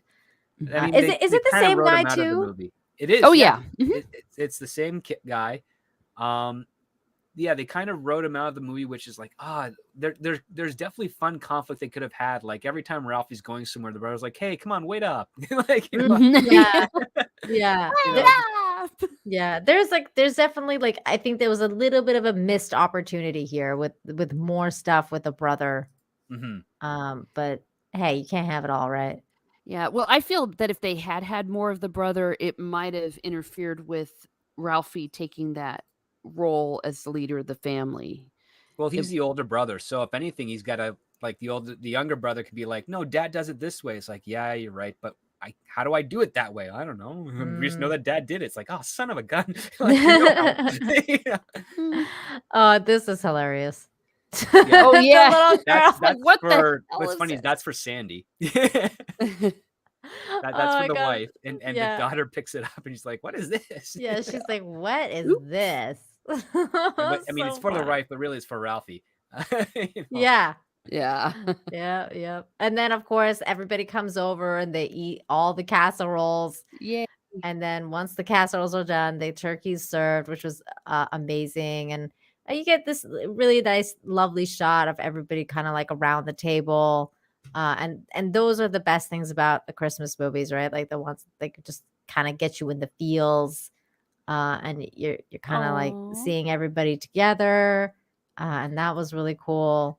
And then comes the ending, which I was like, oh my God, this was amazing because they get Ralphie to read his story, and as he's reading his story, they do a transitional shot to the older movie and how Mm. the older movie started. Yep. And that was just perfect.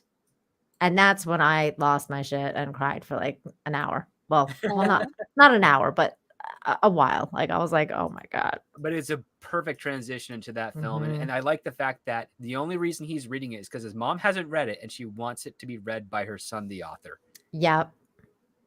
This scene right here was just like just Oh my gosh. just so good. Just so good. The credits were Really great good as stuff. well.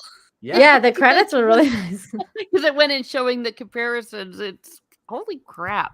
Oh, yeah, that's true. Damn you all. You all made us all cry. I It's know like- they did make us cry. I mean, I cried with this one a lot, and that's one of the reasons that I was like, oh, I don't know if I'm loving this movie as Mhm. much as I want to, because I was just crying. So I was like, ooh, I don't know. And when I watch Christmas movies, I want to be not so crying. Like I want to be just like happy and laughing and But they're like that tears kind of of thing. joy. I know. It wasn't sad tears like they Yeah. ruined it. It's another yeah. IP gone. Like, it wasn't like that. Which is good. Mhm. But they did a lot of cool stuff. You're right, Teresa. I didn't really notice. I think I just turned it off. 'Cause I was- Oh, No, Cause- there's lots of framing and shot homages to the original one. yeah, because I Like was even crying the so drawer with all hard. the alcohol in it is the drawer of all the junk and stuff that the teacher would confiscate from the kids. yeah. Oh, that's cool. Yeah, I like the juxtapositional shots that they've done. That's really cool. I'm definitely gonna watch this again, probably on Christmas. Oh, because I it's mean, Yeah, it's- I want to watch it with my family. I think that they would really enjoy it because I wasn't sure when I saw the preview, and I'm like, oh gosh, is this just going to be stupid or horrid? Is it Mhm. going to ruin any memories I have from it? But I heard enough positive things, so I was happy to watch it. But they did Yeah, everything right. That's all I can say. It's very rare where you nowadays that they do it right. They made it their own, and gosh darn it, it makes me just sad that the old man is gone. I I know. know now I'm ranting because I'm he's like, gone, but gosh, his legacy isn't, and that's what's really like something awesome about this is that yeah, he's still a part of him still lives on in Ralphie, and then that's going to carry on to his kids, and it's going to keep going because this is like what they do with their family, and it's a very worthy sequel to Mhm. A Christmas Story. Like, Yes. yeah, I I think it's being yes. treated the same way. Like, they think, yeah, it's a good movie. Maybe it's not as great as the original. Like, no, I think give it time. It's probably going to feel and hit harder as the years go on, just like with the See. original That's Christmas what Story. I'm wondering, Script Doctor, because my thoughts were very similar to Grandma's Dirty Socks.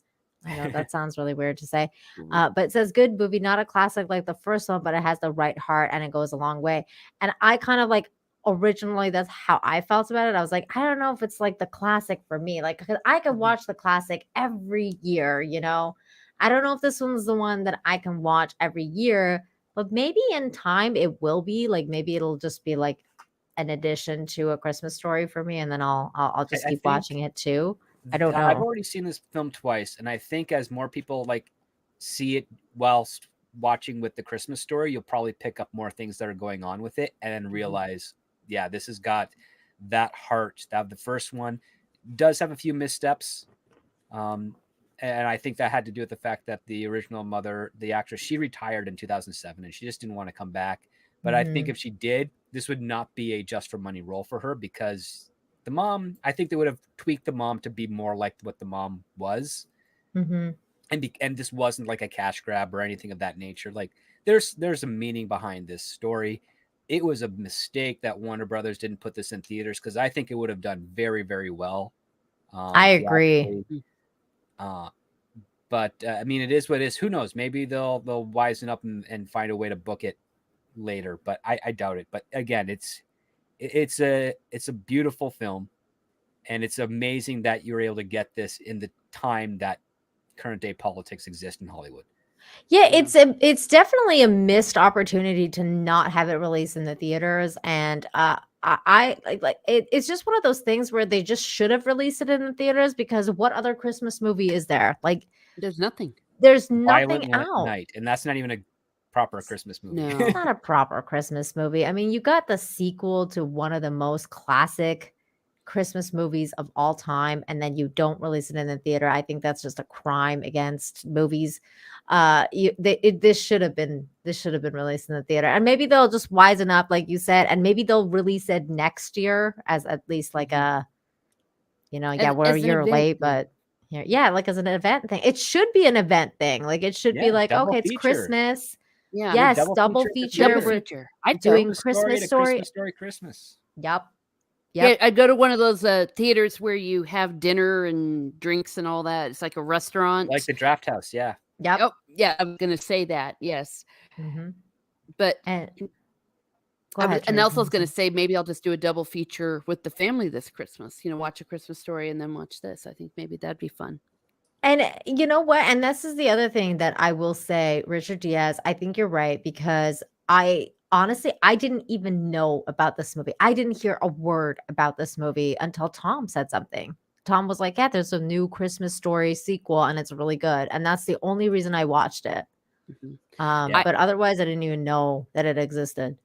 I only found it when I was logging into HBO Max to watch something else, and it popped up. It's like a Christmas. It's like what? Where did the? Yeah, Where did you come from? yeah, it popped out of nowhere. Well, have you guys seen like A Christmas Story 2? No. I've never seen it either, but No. I've only never seen it because I heard it's terrible. But Mhm. apparently, A that's the Christmas Story 2007 2 one? exists. Yeah. 2012. Was Or it 2012. 2012? Yeah, I never saw that one. Yeah, it's called A Christmas that was Story 2.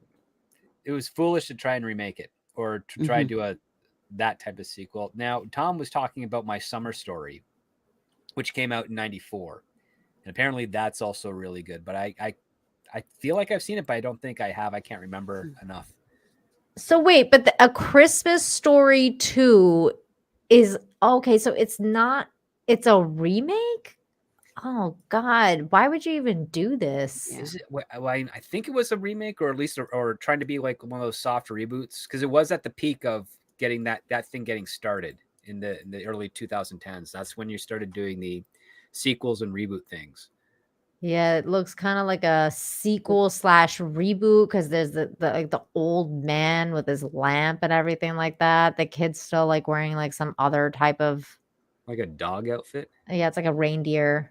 Is that his Got a- girlfriend or his wife? Like who's the woman next to him? I have no idea. I think it's a girlfriend, maybe. Completely ill-conceived. But I can see why this movie didn't do too well. Because why would you? I mean, it's just not unnecessary. Mm-hmm. Whereas in like this new one, okay, like that's the new chapter. You know, like okay, it's the next part of this story. So this is I would say that this is definitely good, much better. Even though I haven't seen the other one. Well, at least I mean, this guy, Ralphie was in this. You know, like yeah, everybody that they everybody could was in get this. back came back. Yeah. Mhm. And that was really cool. Now, the other thing I'm gonna talk about here really quickly because I didn't think we were gonna talk about this movie this long, but so I said that we're gonna talk about other holiday favorites too. And one of my holiday favorites and all time favorite movies is Elf. Mhm. And Elf apparently also has Ralphie in it. Yep. Yes. He's I friends don't- with Vince Vaughn, and Vince Vaughn and Jon Favreau are friends. So Yeah. So there you go. He is in the movie Elf, which not a lot of people know. But and apparently he has like a producer credit to him as well when it comes to the movie. But Yes, he did some stuff with the MCU, I think. yeah, that's right. He did Iron Man. That's right. Mm. That's right. So he's a cool dude and clearly loves Christmas. Yeah. So Yeah, this is one of those must-see movies too that we always watch as a family at Christmas time, usually on Christmas Day. Elf. Yes, on the first day of Christmas. That's a bit of a tradition in our family where we all watch it together. Oh, that's so sweet. What about you, Script Doctor? Do you like Elf? I do. I haven't seen it that many times, maybe 3. I'm more of like I'll watch Scrooged, Die Hard. I'll watch Christmas Carol with Alistair Sims. The doesn't matter if it's a black or white or colorized version. The performance is still the same. What else is there? There's a couple others. Home Alone? No, not so much. Although I do like John Candy's brief little moment in that. And Joe Pesci is hysterical. Christmas Vacation. That's a good one. Yeah, Christmas Vacation every once in a while. Yeah, not a whole lot. It's just kind of like, I have a couple that I default to, but usually whatever I'm around the holidays, it's whatever my family decides to put on. They always have different things because it's like they don't like to do things every year, like the same thing every year. That's the kind of the tradition. It's like, okay, we'll watch 2 movies, and these are the lists we know we like. Which of these 2 are we going to pick? Because you've got to have to change up a little bit. Sure. Yeah, I understand that. And the other part too is like you could spend the whole day watching all those movies. You got stuff to do. Yeah, for me personally, Elf is definitely like, yes, like I'm watching Elf. Like Elf is just a must. Christmas Story 2 it's just been one of those things. Like Christmas Story, Elf, and Die Hard is like the 3 main like stories in my house. However, Elf is not that's a me movie. My husband hates that movie. Oh no. So we don't watch it together. And the reason that he hates it is because he hates Will Ferrell. So it's like he just doesn't like Will Ferrell, and he just hasn't been able to get into the movie like ever. But he promised me that he's gonna try again this year. And I was telling him, Ralphie's in it. And he was like, what? Because he loves A Christmas Story. So I was like, that's right. Like, but you can only see it if you like. I'll only show it to you if you try watching it again. So he's gonna try watching it again this year. Hopefully, Yeah. I'll get him this time. Peter Dinklage is so good in that. I know. Call me elf one more time. He's an angry elf. And then he just runs across the table.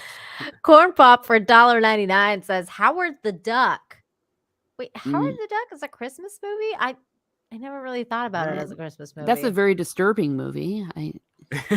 Well, my dad's favorite movie was A Christmas Story and White Christmas. Those were the two that he liked watching.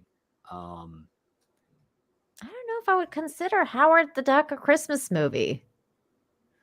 I mean, I like the movie, but yeah, Lethal Gremlins Weapons is a good Christmas movie.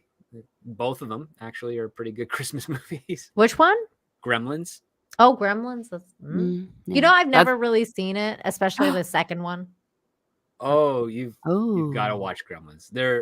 It's funny. And the Phoebe Cates has the most hysterical yet chilling Christmas story that she tells. Yeah. Yeah, I don't know. I never really found Gremlins like up my alley. I was like, such a weird looking puppet looking things. Tom is gonna like hold your feet to the coals on toxic femininity tomorrow. I know. He's Yeah, a huge Gremlin fan. But yeah, you need to watch it at least once just to say that you have. I think you might enjoy it more than you think. I've seen it like here and there because it was always on TV, like so I've seen it like here and there, but I always like kind of like caught it not from the start to the finish. You know what I mean? It was just like, oh, it's on, so I'll just put it on in the background. But I've definitely never seen Gremlins 2. It was not something I've like made an effort to watch. But okay, maybe I will. Maybe I'll make an effort to watch it. You guys really suggest Gremlins as a Christmas movie? Okay. I think you would. Yeah. And have you seen where they're stuck inside of a tower? Oh gosh. I was gonna say, for me, Lethal Weapon is a very good Christmas movie, in my humble opinion. Okay. Yeah, and the whole theme of it with Mel Gibson's character, he's suicidal, and by the end, he gives Not the so bullet much. to it. Yeah, He's come to terms with. He's found a family. Yeah, and then it comes to Christmas dinner. Kiss Kiss Bang Bang is a Christmas movie. That's a decent one. Val Kilmer and Robert Downey Jr. and a whole Kiss Kiss Bang Bang. Yeah, that's an interesting title. Have I seen this one? I think I might have seen this one. It's the movie that got people to like Robert Downey Jr. again after he cleaned himself up. Oh, and yeah, that's right. It was right before Iron Man too. So, hey, I haven't seen this movie in a long time. Maybe I'll watch this movie again this year. Yeah. See, those are the fun movies to watch. Like, there's a certain point because, like you said, Script Doctor. Like, there's some things like you can watch every year, and there's some things it's like, oh, okay, I haven't watched this for a while. Like, let me pop this one in. Mm-hmm. Like for me, like Bad Santa is one of those. Like, I can't watch Bad Santa every year, but I'll watch it like once in a while. Like, I'll be like, oh, okay, I'll watch that. Hey, thanks, Corn Pop. Thanks. Corn Pop. That's a great great name. It is a good name. But yeah, so what else? Elf. I love Elf. I love Home Alone. I'm a lame person. I love all the weird one, the classics. I like It's a Wonderful Life. I love that movie. Again, but It's a Wonderful Life is not one I watch every year though, because it's like I don't know if I want to cry this year. What about the like? I think it's the older one, like White Christmas. Is that what it is? That's the White Christmas with Bing Crosby and Danny Kaye. Yeah, classic. Do you guys watch that every year? Well, and growing up, that was played like again. That and Christmas Story was my dad's two favorite films to watch for Christmas. And you don't care which version? Well, I think the only one we had in the house was the colorized version. If there was a black and white, I wasn't aware of it. It's really pretty. I Yeah. love that movie. It's just one of those movies that just makes you feel like it's Christmas. Like this is just the Christmassiest movie other than Elf. Mm-hmm. You know, in a weird way, I like to watch Harry Potter around Christmas time. That's weird because that's more of a Halloween movie. Kind of, but especially the first one was just with the magic and there's, the big Christmassy, and I don't know, it just kind of gets me in the Christmas Okay. spirit. I could see that because they have the big tree and everything. Yeah, that's pretty cool. Harry gets proper presents for the first time, a homemade knitted sweater. That's right. Okay, that's acceptable, Teresa. Yeah. Douglas, Donna says Alvin and the Chipmunks Christmas. Okay. Are we really going Charlie there? Brown Christmas is good. Okay, because I love Charlie Brown Christmas. Yeah. That is my favorite. That is my go-to. I'm like, I even have a little Charlie Brown ornament with his little fucking tree with his little stick. Oh, I love him. But yeah, I think my go-to Die Hard. Die Hard. Mm-hmm. The Lethal Weapon's good too. Mm. Let's see what else. What other Christmas movies is there? Well, some people have been mentioning Batman Returns. Ooh, that's pretty It is a good. Christmas movie. Technically, it is. Okay. You guys want to know the worst Christmas movie ever? Sure. Like, and I'm serious. Like, stay away from this movie. If you like yourself Oh no. in any way, and if you like Christmas, just don't bother with this movie. Like, just don't. Just don't never do seen it to yourself. Like, Oh. Anna Kendrick is Noelle. just no. Like this movie should just not exist in this world. Did I miss this? I don't even know about this. Let me see. Noelle. I'm Googling it. Teresa, it is the absolute worst movie of all time. Came out in 2019, so that's possibly factual. That's a fact. I was shocked at how bad this movie was. Oh my It's just gosh. like just shocked. I'm looking at the plot here. Please read it out loud to the folks at home who want Okay. to know what this movie is about. Kris Kringle's daughter is full of Christmas spirit, but wishes she could do something important, like her brother, Nick, who will take over for their father this Christmas. When Nick is about to crumble like a gingerbread cookie from all the pressure, Noelle suggests he take a break and get away. But when he doesn't return, Noelle must find her brother and bring him back in time to save Christmas. Yeah, she becomes Santa. That's what I figured. Yeah. Mhm. Yeah, basically it's a sex swap Santa. Yeah. Just no. Speaking of Santa, Tim Allen, the Santa Claus. Do you guys ever watch that? Oh yeah, I love yeah. Tim Allen's The Santa Claus. It's great. He's got the Disney Plus series, which it's not terrible, but what they're doing is it's almost like they're kind of making fun of the fact that you can't swap Santa. Oh, and when you swap Santa, Christmas will fail. really? And that's where it's kind of going right now. And So I they're think it's stepping back from Noel and they're being like, you know what? We kind of made a mistake saying Santa could be sex swapped. And we're going Something back to like- the real Santa Claus over here. maybe something like that, because the premise is that Santa Claus is losing his magic for some reason. They don't know why.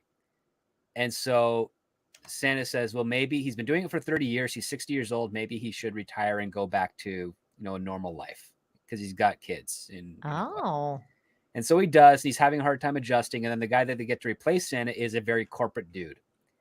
And he's trying to make Christmas happen every day. And everybody's like, no, you can't, because that takes away what makes Christmas magical. And you're like, listen, this is actually kind of an interesting premise, because it's the meaningful nature of Christmas versus the corporatization of Christmas. That seems to be the theme. Huh. And it's on Disney Plus. It's on Disney Plus. It's okay. There are some things that are well written and there's some things that are not. because it's still Disney Plus. Yeah, that's concerning. But Like, I mean, it's Tim Allen's doing it, and if you know anything about Tim Allen, he does not sign on to stuff that doesn't I meet do the love Tim values that he Mhm. cares Yeah. about. Yeah. So Okay, how about this? How about the Polar Express? I've heard mixed things about that movie in terms of it being good or bad. What do you guys can't think about that remember movie? it. I mean, I know it exists, and I know it's Tom Hanks, and I just I don't can't like it. remember it. Yeah. Yeah, I don't like it. I'm not a fan either, Teresa. I was like, I love the no. book. The book is amazing. Oh, I've never read it. Oh, it is a kid's book, and Oh. it's far better. This movie, they kind of hobbitize it, like where they try to stretch out basically a children's book that's 20 picture pages into this movie that seems to just go on forever. And they also lose some of the magic of the book as well. So it sucks. Oh, okay. Hey, you know what? Douglas, you're absolutely right. The Trailer Park Boys Christmas special is one of the best things ever made, Oh, God. especially if you like Trailer Park Boys, which I do. So if you don't like the Trailer Park Boys, probably like you probably want to stay away from this one. But hell yeah, freaking Trailer Park Boys Christmas special is great. Yeah, I don't know about Disney Plus. A lot of people say Polar Express sucks, sticks to the book. Yeah, okay. How about the Nutcracker? God, Which such version? a funny name. Yeah, it's good. There's been a lot. In Canada, Showcase used to show the ballet. Yes. They videotaped the ballet. That's my first exposure to it. That was mine too, Script Doctor. Yeah, I love that the shit. ballet. Yeah. Yeah. What about the new one? I miss the fact that Showcase doesn't do that anymore. They used to film Broadway plays and show them to an international audience so that they would go to either the West End in England or New York or places in Amsterdam or wherever they were showing like a really high value production of theater. Mm-hmm. And so you could go see it live. And they stopped doing that years ago, but it was unfortunate because they were really good, high energy, productions. Like you saw a play, and it wasn't just like one shot from like the balcony. They did close-ups. They had close cameras that didn't interfere with the audience and the theater watching it, and you got to see all the fun little details that you would see if you were there live. They did Cinderella. They did Christmas Carol. Gosh, they did a couple of other Christmas themes, Christmas stories, plays as well back in the day. That was when, people kind of cared what they put on broadcast. When they actually cared. Well, this was like the new one that came out, and I didn't see it because I heard it sucked. Oh, what the hell is this? Is that Kristen Crook? It's supposed to be the Nutcracker. Oh no, I don't know who that is. Wait, who'd you say? Oh no, it's Keira Knightley and Mackenzie Foy. Mm-hmm. Yikes. Mackenzie Foy, yeah, and Helen Mirren was in it too. Apparently, Morgan Freeman. I didn't see this because I heard a lot of people say that it was terrible. So I was like, do I want to watch looking at this that movie? poster. Yeah, no, thank you. Yeah, this is like the new Nutcracker. I don't even see a Nutcracker really in this, like, unless it's the black guy. These are the Nutcrackers. I don't know. I don't know. It's weird. Like, why? Of course it's Disney. I don't know. Oh, here's some still shots. You get the no. Where's the still shots? Damn it. Okay. Screw you, IMDb. IMDb is terrible. What is wrong with IMDb? It's like, fix your site. I know it was bought by Amazon. That's what's wrong with it. Here's some shots years of ago. The movie. That makes sense why they suck now. I know. Messes up everything. The bastards. Bastards. Okay, here's some Nutcrackers. They look like people. Yeah. They don't look like Where's nutcrackers. the giant rat men? I don't know. Where are the giant rats? Oh gosh, in the ballet, holy crap, that used to creep me out. That's Those good. giant rats It's dancing around. supposed to creep you out. Yeah, Oh it's my supposed to God. freak you out. Screw this. They used to freak me out as a kid too. I was like, what the wait, Fudge. who's she? Oh, she's like the snow queen or whatever. Yeah, okay. Well, not a lot of nutcrackers in this, that's for sure. Maybe that's why it sucked. Because there's like no nutcrackers in this. Okay, there's one. I mean, I like the costumes. Has anyone in the chat seen this movie? Like anyone? Let's see. Let me look at the chat. No. Doesn't seem like a lot of people have seen it. Four Christmases is fun. I like it. Oh, I don't think I've seen that.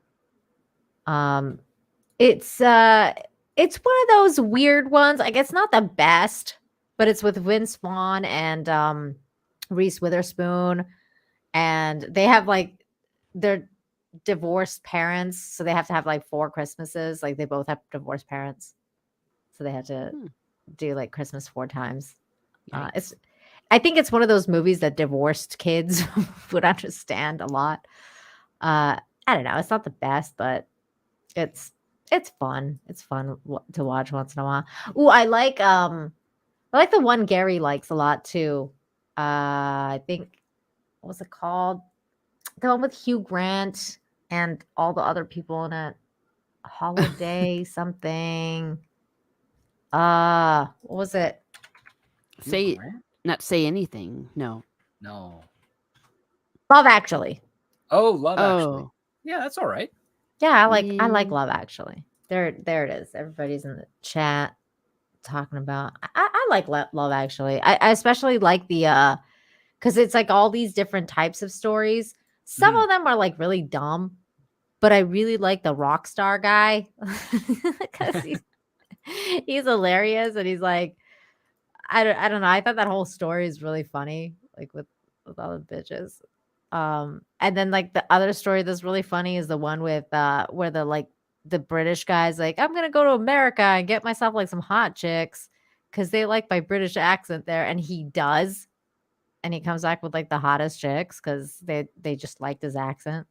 I mean, it does work. Oh, yeah. I was gonna say, yeah, we love accents. Yeah, that's I thought that was funny. Speaking of British accents, I'm reminded of Dawn French in The Vicar of Dibley. They have a Christmas special where she's invited to all these Christmas lunches, and she doesn't want to be rude, so she goes to all of them and she's forcing food down her mouth. And by the end of it, she is being carried back to her home in a in a dirt moving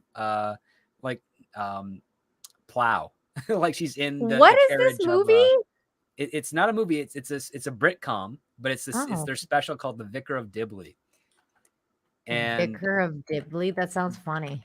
VICARDIBBLY, I think it is. Yeah. Brit show. DIBLEY. Yes. And they have a Christmas episode, and it was really, it's funny just to see this comedic actress. She's a heavy set comedic actress, but she's in essentially. She's funny. She's really funny. I've seen her live a few times. She's absolutely brilliant. How come fat people are really funny? They have to overcompensate. Okay. Oh, I never thought of that.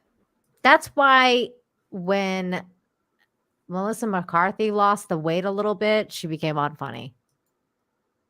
It was she's leaning more into like she's the mom, like the housewife mom type of trope.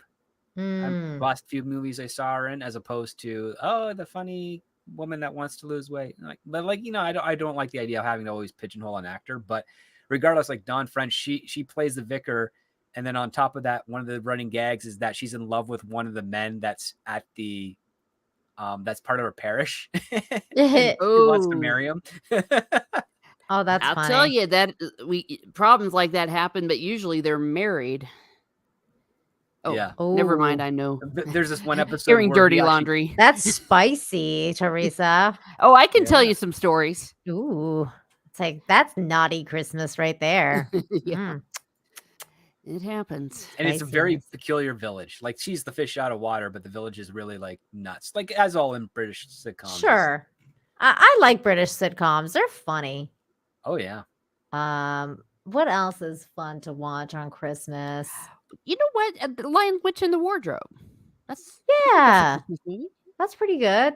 Yeah. That- I don't watch that every year, but yeah, okay, that's pretty good. Father Christmas shows up. You get Turkish Delight. Yeah. Suck It for 5 says, I wish Ralphie's breakout story would have been a Christmas story, would have been a chef's kiss. It is. It kind of is. Yeah. I liked it. That's his breakout story is a Christmas story. In the newspaper. It's just titled My Old Man. So Yeah, it's called My Old Man. But But it was literally the story. Like Yeah. that's the story that he told everybody. And oh my God. I'm still like every time I think about the ending, what like the way that they shot it, and it's like the kids running across the street and it becomes the old movie. And I was like, oh my God, that was so good. Yeah, Well it's like- done. It's like Well you, done. you jerks. How dare Yeah. you? Yeah, well done, man. How Well dare you done. make Well me feel played. emotions. Yeah, tip of the hat to the people who made that. Like that was great. By the way, your icon is hilarious. What the f- is that? Like what the what the f- That's great. Oh wow. Okay, what is this? The Long Kiss Goodnight. I don't think I've seen that. Hold on. Let's see. Have you guys seen that? Mm-mm. If I did, I might have accidentally fell asleep watching it. Ooh, ouch. Oh, damn. This is with young Samuel Jackson and Gina Davis. This is old school. How It's a come Shane Black film, so it definitely takes place in Christmas. I've not seen this? Man, this is I like was thinking Gina of Davis. something else, in her but no, I haven't seen this prime. movie before. You have seen it? No, I haven't. I was thinking of another film, but no, Oh. this one I have not seen. I feel like I gotta watch this movie. I mean, look, she's in a Christmas outfit and everything. Yeah, pretty. Yeah. Damn, she looks badass. And then there's Samuel Jackson. This looks interesting. How about the one with there's one with I think it's Kevin Spacey and who else was in that movie? And like he's like this hold on. Kevin Spacey Christmas movie. I forget what it's called.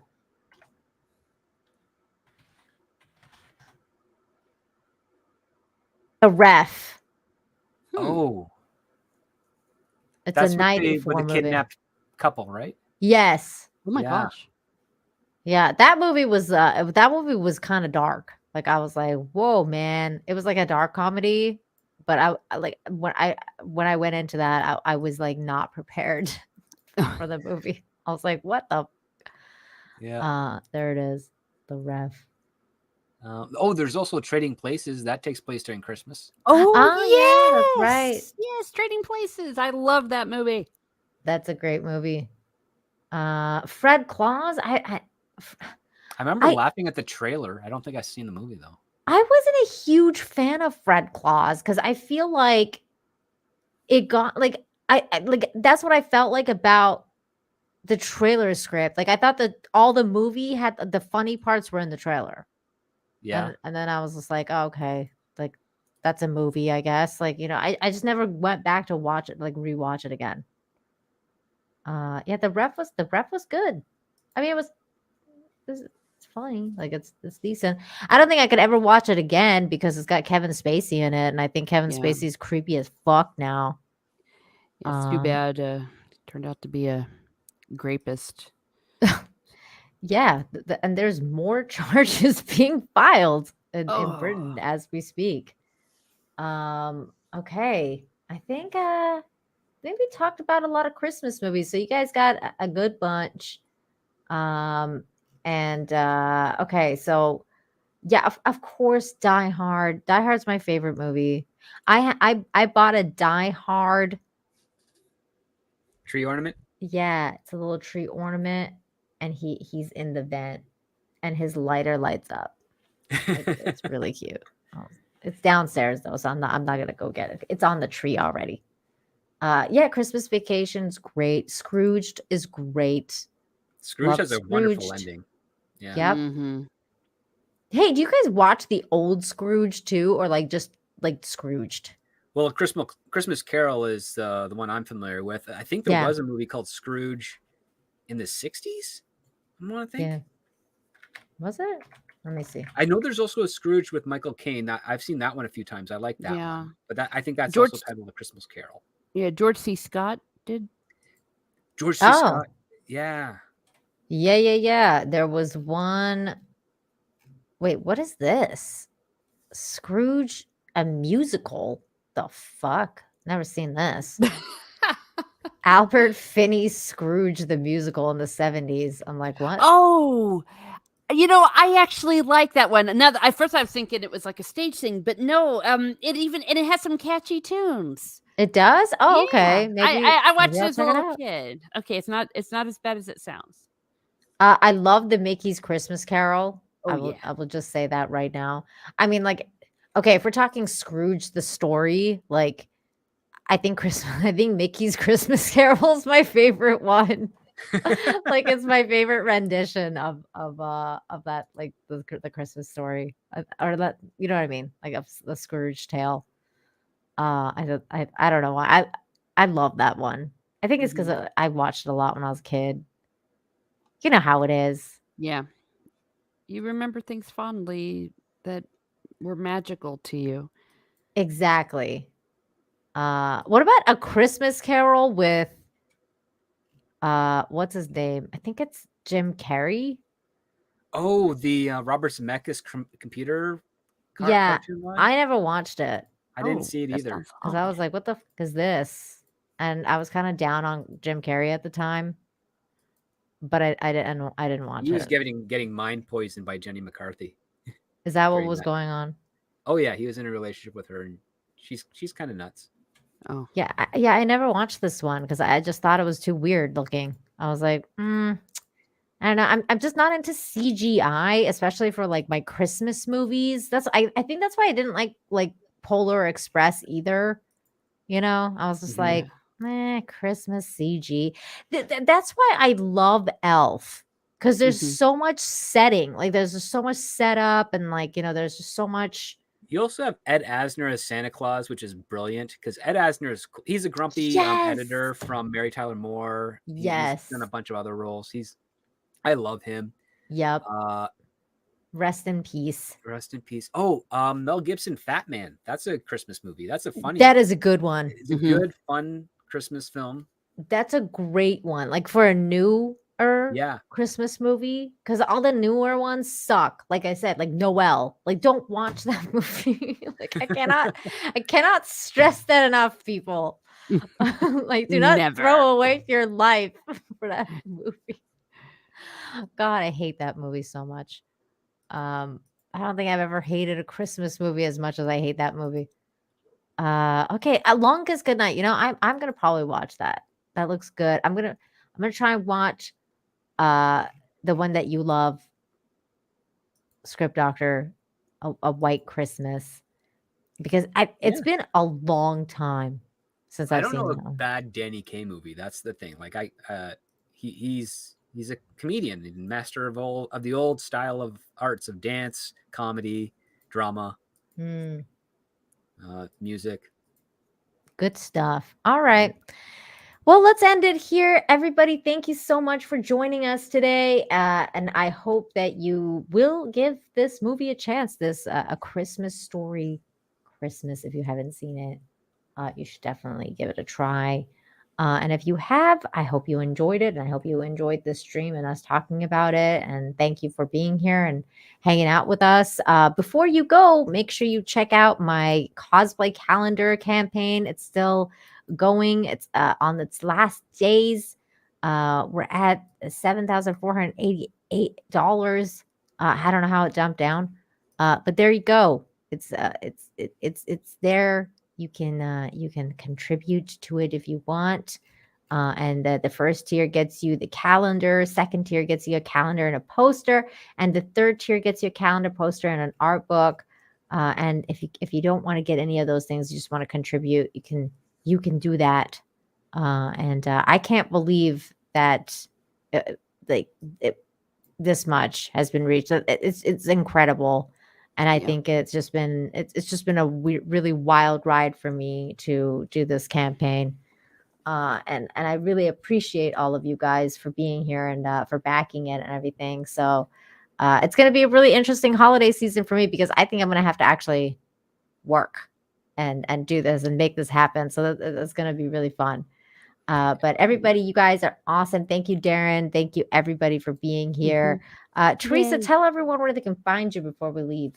You can find me here on YouTube, Miss Martin Muses, and on Twitter, Teresa2_Martin. There will probably be some live streams with my daily musings, as well as Letters of J.R.R. Tolkien. I'm going to be continuing my series on Fire and Blood, the source material for House of the Dragon and Elfstones of Shannara.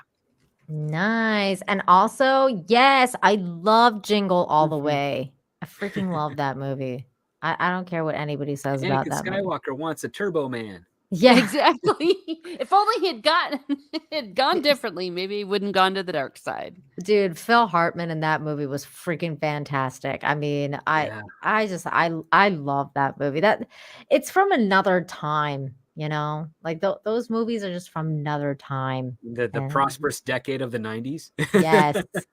Yeah, before the internet, when you actually had to like hunt down for toys and man, I love those times. Great times. Script Doctor, thank you so much for being here tonight. Tell everyone where they can find you. Well, thanks so much for having me. You can find me on Twitter at ScriptDoctorPhD, and you can check out my YouTube channel, youtube.com/ScriptDoctor, where I've done reviews of film and television, as well as a couple of industry insights as well. So please feel free to check those out.